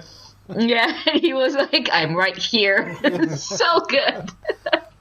Oh, no, John Mulaney is great. I love him. Yeah, it was when Kingpin said Kingpin was talking about how close he was to Peter Parker, and then I think Gwen says, "What a pig," and he's like, "I'm right here." And I think it was a smart choice not to overload the film with him. You know, he was kind of there, and he proves to be not useless in the final fight and stuff, but ultimately he's there for a quick joke and then he's pushed off to the side again, and that's the right way to do it, because otherwise it would have been like, this is ridiculous. Yeah, he definitely provided like a very specific kind of comedy. Yeah. But it in the right levels for it to just be like a bit of a breath of fresh air when scenes got too tense. It was definitely there like as a breaker, and it worked really well. Yeah, and for anime fans, you have Penny, who's I'm not a huge fan of anime stuff, so I don't really know. But, no, she was so kawaii. I couldn't deal. She was so cute. I mean, she fit she fit my perception of what anime was like, so you know, which was fine. And I liked the needlessly complicated backstory. It's like, I have a psychic link with a spider that lives in my dad's robot. It's like, whoa, that's a lot of information to get in 5 seconds. Exactly. For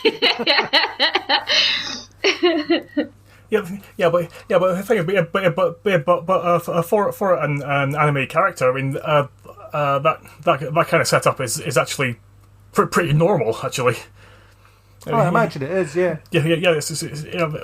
Because there are many characters like who have far more elaborate and far weirder origins than that. Yeah. Well, I mean, you couldn't have it be too weird because it would take up too much time. I think it was just weird enough for that, the purposes of that. It's like, this is quite insane, and people should be slightly confused by our presence, and I think it worked. And of course we had another Spider who didn't appear that much, but he was in the post-credit scene.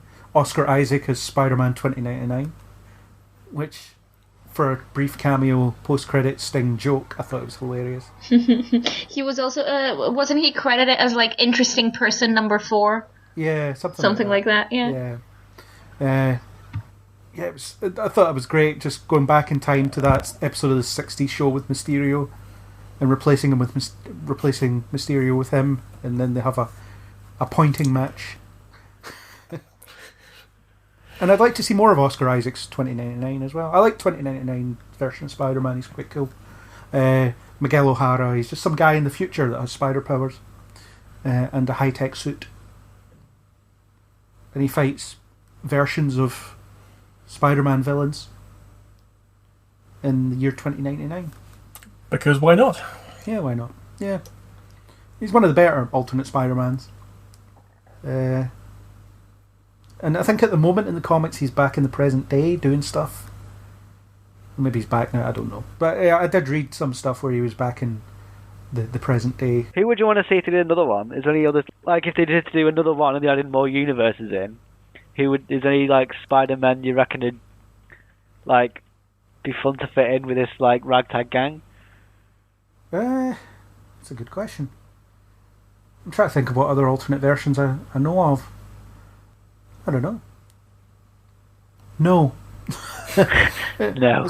Let's go with no. The thing is, those ones are sort of the main alternate versions you could think of.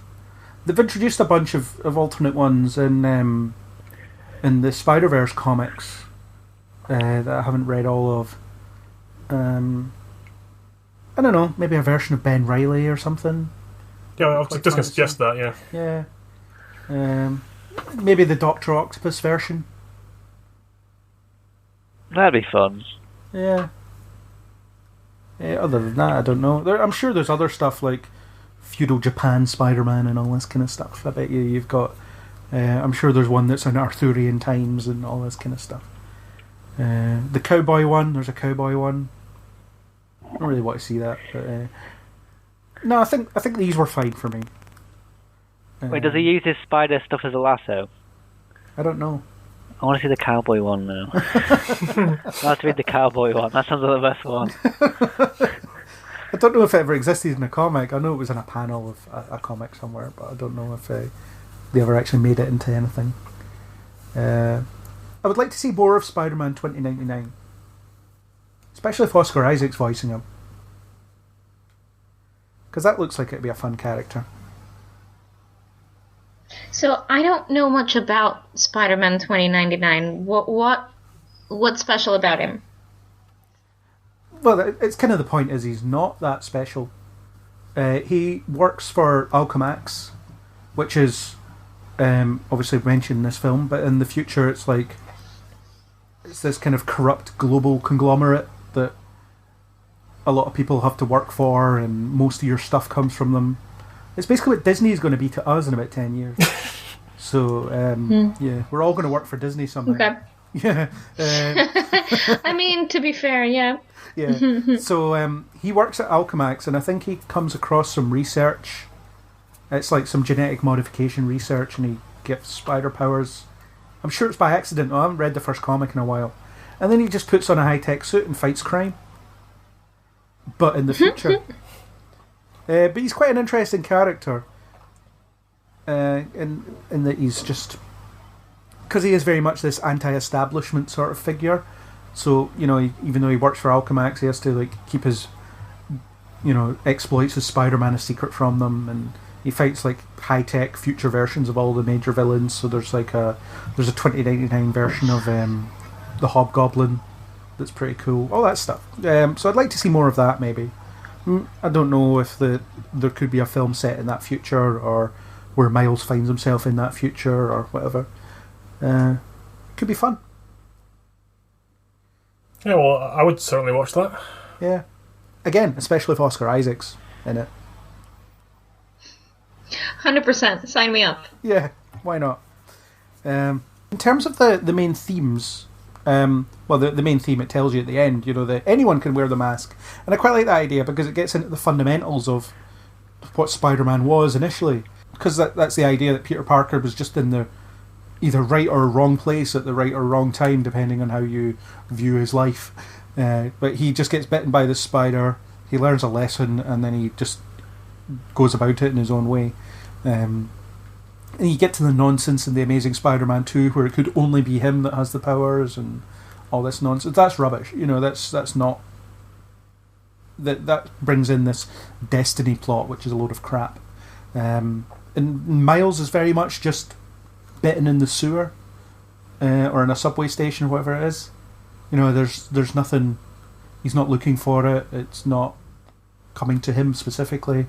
Well, it does seem like that spider's from a different universe, because it's fizzling out as it's going for him, but they don't explain anything. So, in that respect, so I did like that that message yeah, anybody can be a hero. It's down to the choices that you make. It's down to what you do with what you've got. And, you know, it's a really strong message in the whole leap of faith concept. It's like, yeah, none of us were ready for this, but we all rose to the occasion in our own ways. Absolutely. It's like a fairly common kind of theme, like with heroics. Yeah, because it's not actually about like having powers or abilities. It's more like about who you are and the choices that you make. Yeah. And what you decide to do when you find yourself in those kinds of situations. Yeah, and it is a trial by fire for Miles because he gets these powers. The universe is collapsing in on itself, quite literally. He has to deal with the sort of guilt associated with he didn't take any action when Peter Parker was being killed. And then his uncle dies in front of him, and he has to figure out what to do with all that. I love those kind of heroes' journeys, where people are just... they become the best version of themselves because of what they're kind of thrust into. I agree with you. I think it's very much like what appeals about superheroes, especially in the sort of comic book Marvel sort of context that, you know, like the crime fighting kind.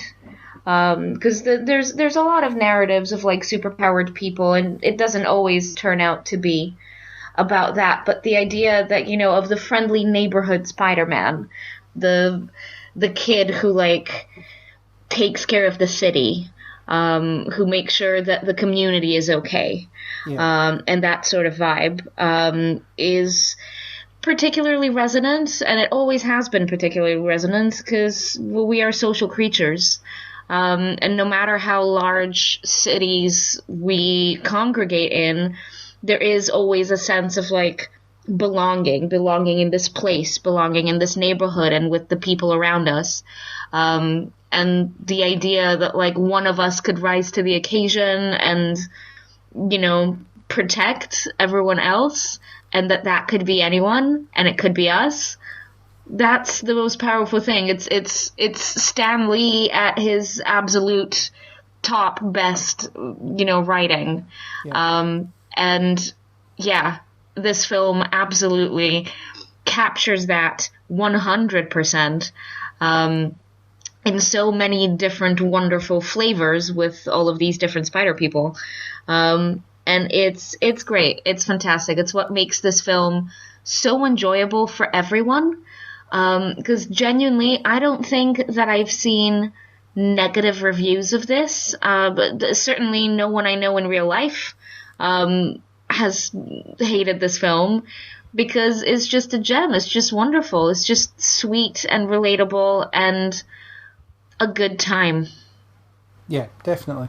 And like I said, we're very deliberate in all the spider characters. They weren't ready for the life that they now have. You know, they all had to just make choices with the power they were given, and the choice they made was to protect others. And so you don't have any of them I volunteered for a super secret experiment where I was given these powers, and now I'm just protecting people because that's my job. You know, that's Captain America basically, but and you know, that's a valid origin story in its own right. But I was always more drawn to the accidental superhero thing. Personally, you know, I mean, you can take or leave some of the other stuff. Like Superman was born into it, and Batman trained for it, and you know, I guess Iron Man is pretty accidental because he didn't care, and then suddenly he did. Stuff like that. So yeah, I think that's why I consistently love Spider-Man, is because of that, because he does struggle with, you know, does it have to be me that does this? And then something bad happens and he's like, fine, I'll do it. I did want to go and see my friend do this thing, but I guess I'll have to let them down again because I have to go save the city again because no one else will do it. And that's it. I mean, some of my favourite comics are where he's trying to get to something really, what you might consider mundane. You know, he wants to go see Mary Jane act on stage. He's late for work, He has a test to get to. Stuff like that. It's just these little slices of life, and it's all the fact that the Spider-Man side of his life impacts the real side of his life, and obviously the film ends on an optimistic note with Miles saying, "I'm Spider-Man. I'm the community defender. It's me now." But you would think in a sequel, it would be the reality of it would start to sink in. His relationship with his parents would be impacted by it. His schoolwork might be impacted by it. His friendships might be impacted by it. Stuff like that. Yeah. So because sequels got to get harder, don't they? Yeah. As they say in Last Action Hero, these are the sequels. They have to get harder. So that, and I was very impressed with that, and the way that theme perpetuated throughout. I wasn't hugely impressed with the villains. That's probably my main criticism. I think if they'd focused on Octavius, that'd have been enough. I think Kingpin was maybe a little bit too much. And a little unrelated. While we do obviously know Kingpin from the Netflix Daredevil, and he's fantastic in that, and we know him also from the older Daredevil film. He is a familiar sort of figure, sure, but I don't know that he's a Spider-Man villain. Not that we associate him. We don't associate Kingpin with Spider-Man. Because he's not in the older movies. It's not necessarily something that we would go, oh yeah, Kingpin, sure. So that's like something that I thought, that he kind of came out of the blue there for me. I loved Octavius. I thought it was great that Octavius was a woman this time. That was really interesting. And I loved Catherine Hahn, and she was amazing. But yeah, Kingpin, where did that come from? Well, it's interesting that you say that, and it kind of shows the difference in how we all came to know the character, because the 90s cartoon, the Kingpin was the main villain throughout. Okay. He was the guy that would hire all the villains. He was the reason that everyone got together. And in the comics, he was quite a prominent Spider-Man villain as well. Right. He would sort of share him with Daredevil because they had a lot of crossover in the areas that they would cover. But he was a Spider-Man villain and continues to be. And in the recent PS4 Spider-Man game, he's the first boss. Interesting. Well. Okay. So 2018 is the year that Kingpin got owned on 3 separate games. True. Yeah, poor guy, can't catch a break. Just keeps. Spider-Man defeats him twice, and Daredevil defeats him as well. So that's brilliant. And it's interesting, but I don't think he fit in this film necessarily.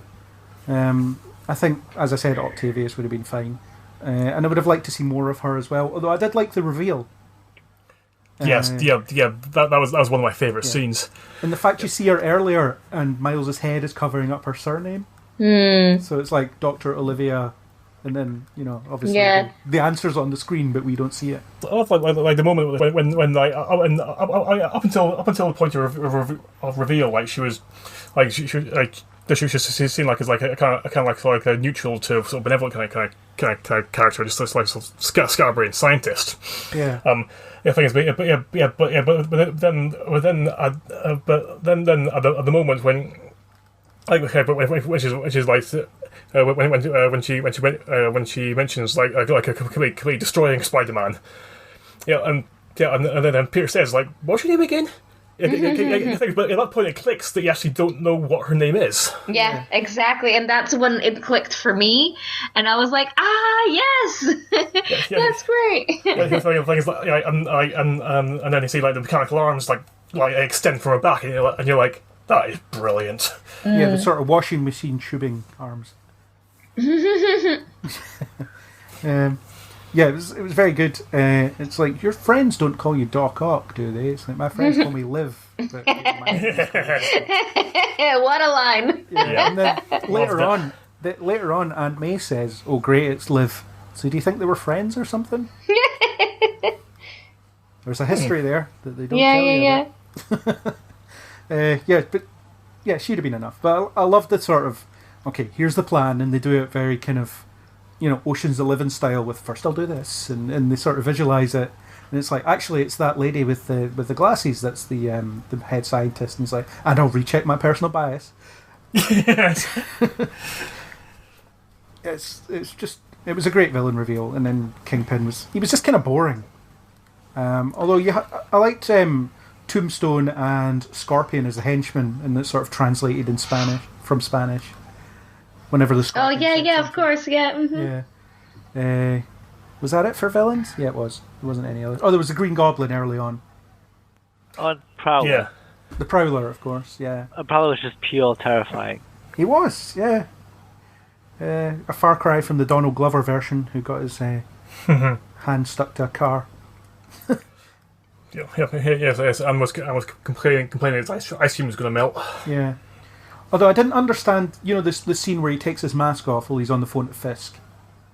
Like, I don't get why he took his mask off in that moment. He didn't need to. Other than to show the audience that, well, we know who he is. And to show Miles that he knows who he is. It's one of those weird, why is he unmasking here? It's a small moment. I'm not that bothered by it, but it was weird to me. Yeah, the Prowler was cool. And the bit where he was shot in the back was genuinely shocking. Yeah. I did not expect that at all. Yeah. We sort of touched on it earlier. The animation style was great. I think I like how the different Spider-Men or spiders were in different styles, completely different styles. That they looked weird, but they also blended well together. Mm-hmm. And the detail is incredible as well. When they do close-ups of the Spider-Man costume and stuff, you see the indentations and the little pattern that only appears when it sort of catches light the right way. And the comic book style, as you mentioned, Kat, the way they chucked in panels, you had the thought boxes, and it's like, why are my thoughts so loud? And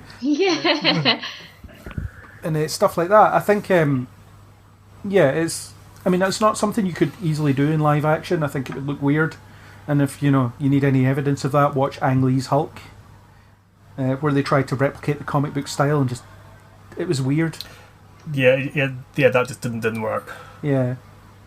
I couldn't picture them doing that in live action. I think you've got that distance because it is animated, and so it lets you play around with these things a bit more. Exactly, the absolute freedom of animation.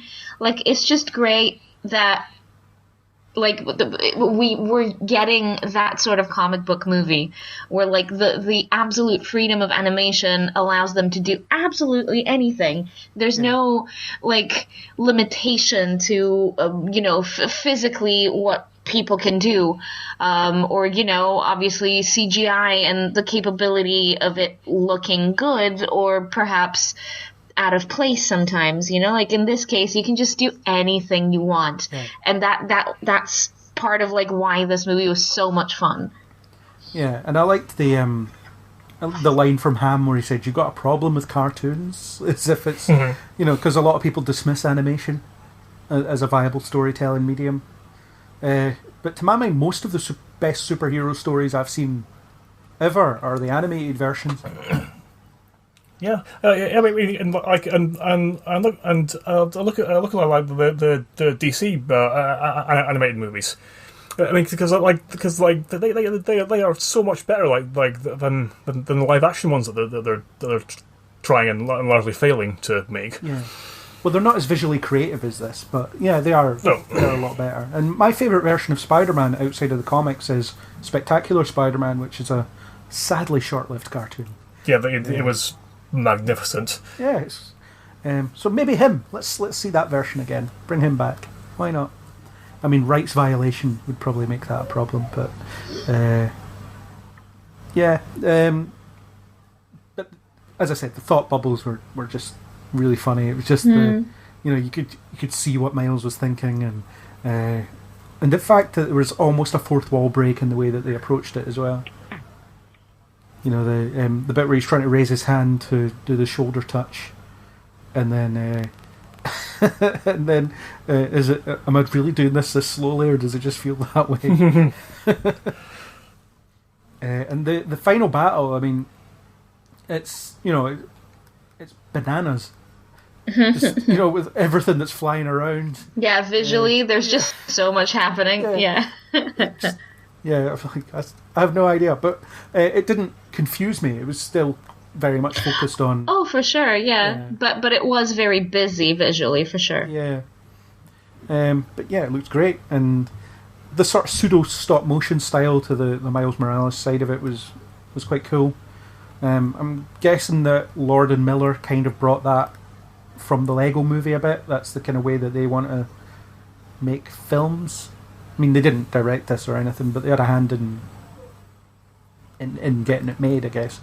So yeah, I guess that's their distinct thing that they bring to stuff, and it really works. The animation of the movement was great as well. You know, the swinging around, it was just much more kinetic than you would ever get in the live action versions. And it really shows, just like the kinds of visual spectacle like that you're able to achieve with animation. Yeah. Isaac, you're an artist. What did you think of all the art styles? It was very beautiful. It was a very beautiful movie, especially that there was a bit where, like, I think it's in the trailers as well, where like he's running away from a car crash and it seems to go into like a sort of pencil-y outline. Yeah. But there's like loads of little moments like when he jumps, when he takes his leap of faith and like he's the right way up in the city, he's like descending into from above. There's a lot of very beautiful moments that, yeah, like it wouldn't work in a live action Spider-Man movie. It just wouldn't be as impressive. Like, it needs that wholly unique and like wonderful world that like the Spider-Verse is doing. Yeah. Especially with the stuff like the glitches and the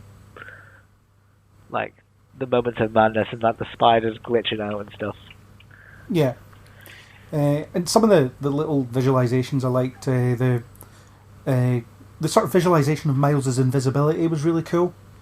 You know, when you could see him and the sort of ghostly outline, I thought that was really cool. Little things like that. I really liked his store-bought Spider-Man costume. They spent a lot of time making that look like rubbish.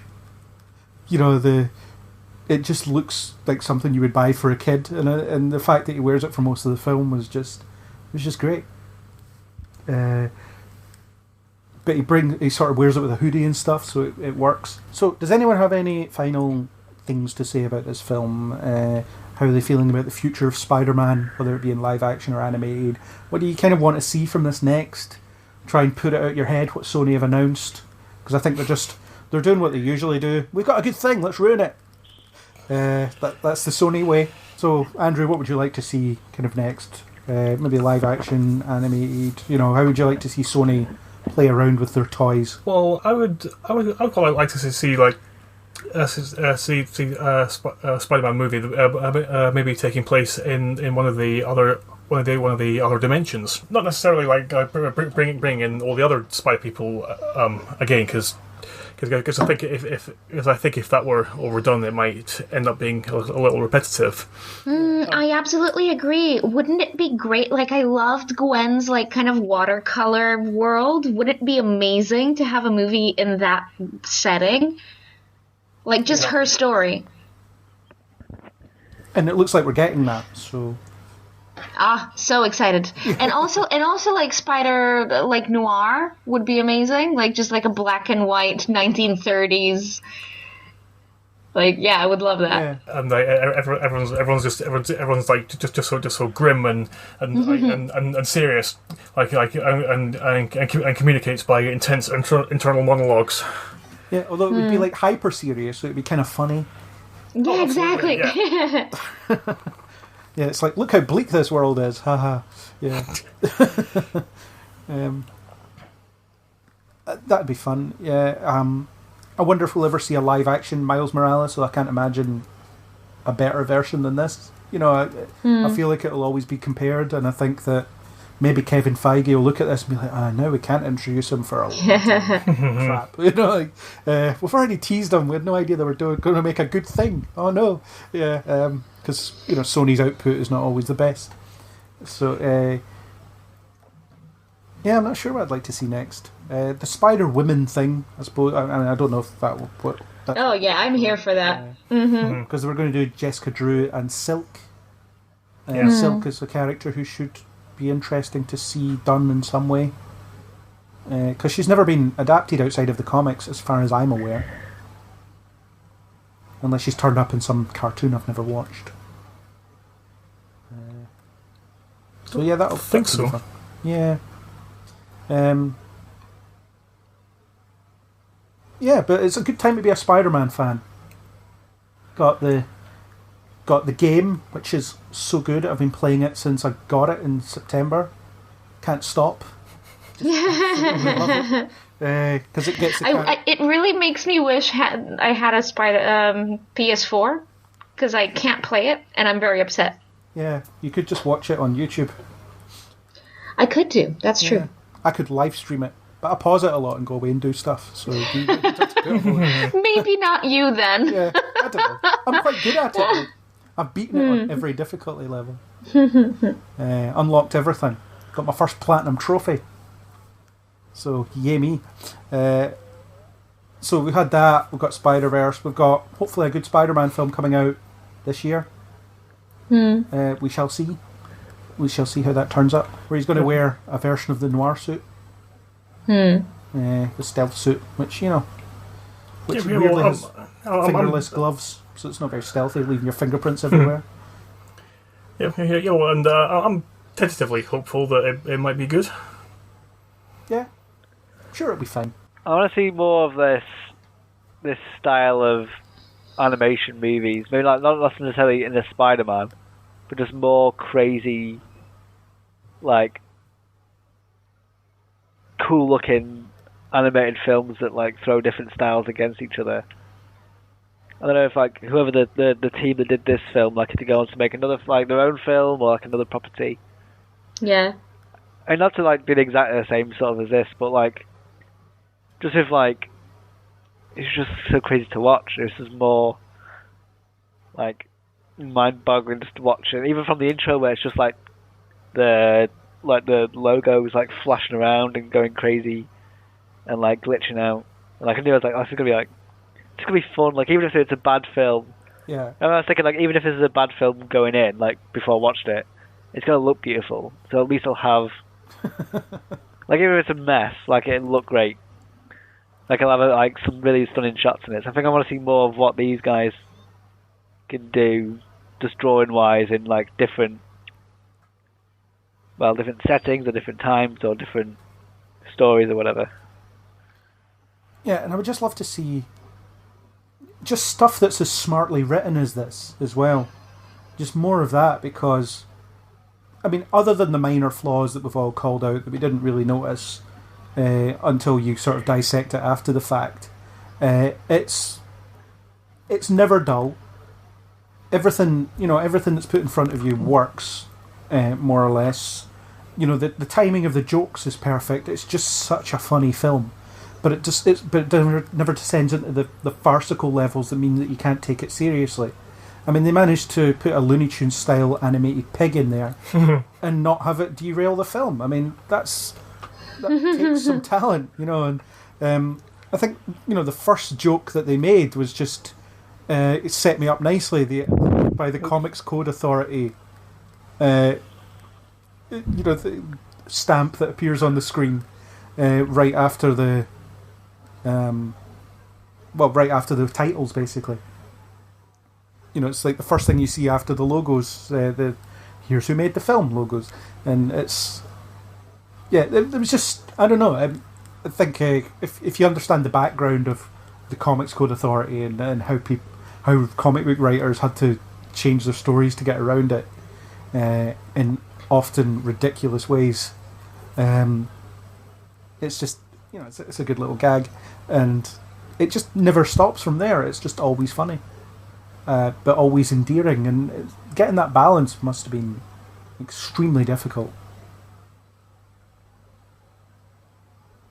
I don't know.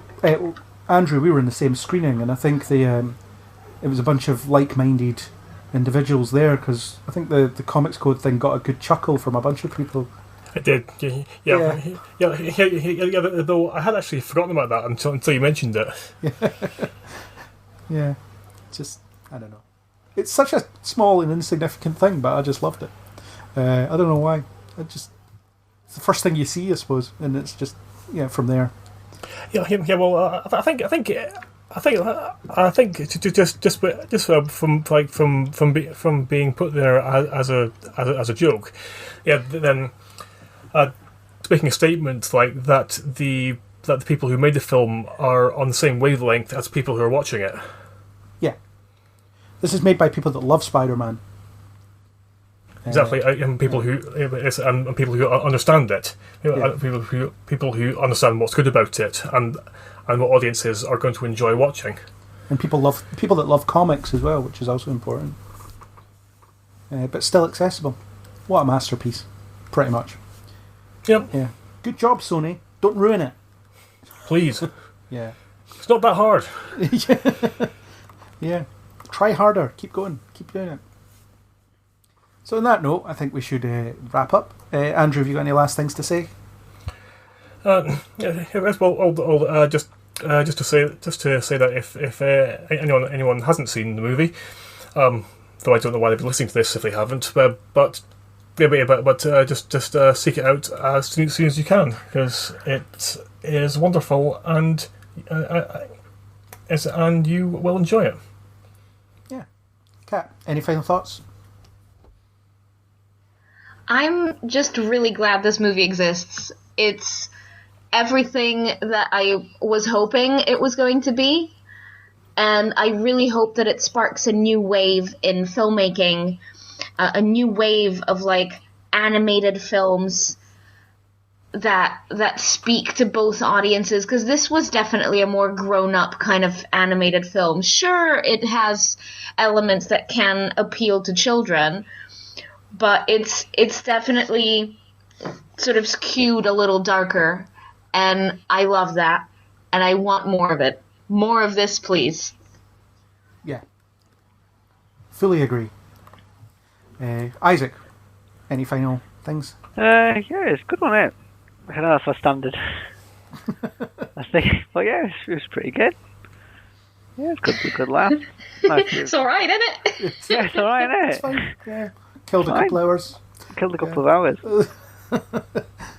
Fair enough. That's how you sum it up. Brilliant. Yeah. Yeah. I love this film. I don't know if it's my favourite Spider-Man film yet. I don't think I've had enough time with it to let it kind of marinate, so to speak. So I think it'll be it's certainly up there. I still love Spider-Man 2, so I haven't decided whether it's better than Spider-Man 2 quite yet. But maybe it is. I don't know. Check with me in a few months once I've got it on Blu-ray and have watched it 17 times. So that's it. Yeah. So, Andrew, thank you for being here with your brand new microphone. As well, thank you for having me. I shall now return to my monochrome universe and nihilistically contemplate the emptiness of my existence. Have a milkshake. Just burn some matches. Punch some Nazis. Punch some Nazis.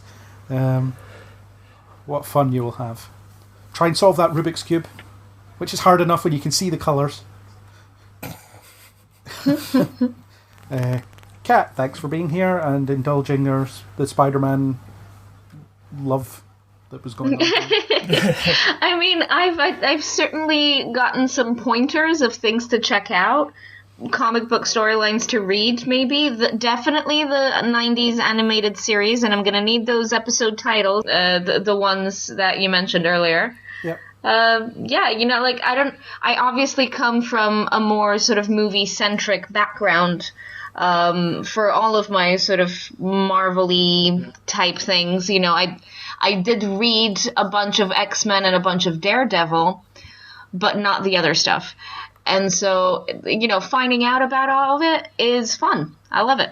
So, yeah, thank you for, shedding some light on stuff I didn't know. Yeah, well, contrary to what some people on the internet would have you believe, you get to decide when you become a fan of something. Other people don't get to decide. Just because you haven't read firmly. I firmly believe this. Yeah, I firmly agree with that. I definitely came into the world of comic books and the world of superheroes and all of that sort of nerdy stuff. I came into it through the world of film. And I firmly believe in that you shouldn't have to have all that background knowledge to appreciate and to become a fan, and you can enter the fandom through a bunch of different ways. One of my favorite authors, Victoria Schwab, says there's a bunch of different doors into the genre of science fiction and fantasy. And for different people, it's a different door. And yeah, so I don't feel bad about not knowing these things. It's just a dearth of stories waiting for me to discover them. And so, yeah. Yeah. And you get that. I think the movies are a huge window into these worlds for a lot of people because, they are mainstream films. And I think, comics have a very particular, especially sort of mainstream comics like Marvel and DC, they've got a very particular thing about them is that they're not for everybody. And you might pick up something and read the 20-odd pages and be like, that was garbage. And that's, I think that's, certainly when I was reading them recently, fairly recently, that was the majority of them for me were just like, why did I spend money on that? That wasn't good. But I think the general consensus is, from people who aren't scumbags, will tell people, if you've seen Spider-Man in a film, go and pick up the most recent issue of his comic, read it and see what you think. You can use Wikipedia to fill in any gaps that you have, because it's all out there. You don't really need to have read from the start. And I think they're getting a bit better at sort of advertising when a jumping on point is going to happen. So they'll close off an arc and they'll be like, now's a good time to start because we're starting something new. As long as you know who the character is, on you go. Although, I feel sorry for the people that might have watched Josh Trank's Fantastic Four and then picked up a Fantastic Fourth comic. Like, I don't know that there's that many people who did. No, nobody. Yeah, I don't think that's a comic. Unless it was while they're watching the film, it's like, oh Jesus, I need to nip out for a minute, find something more entertaining to do for the next 2 hours. Yeah, well, could you imagine someone coming out of that film being like, that was the best thing I've ever seen. I can't wait to immerse myself in the world of these characters. The comics have got to be great. And then they pick up the first collection, the first trade paperback of Fantastic Four, and they're like, what the hell is this? They're all colourful. They're in space. Why aren't they in a warehouse somewhere? I would love that. There's got to be someone out there that did that. The law of averages suggests that happened. Well, not the law of averages, but something. That happened to someone. So yeah, Kat, I hope so because it's a hilarious thought. Yeah, your window into the Spider-Verse, so to speak, is completely valid because quite. Yeah.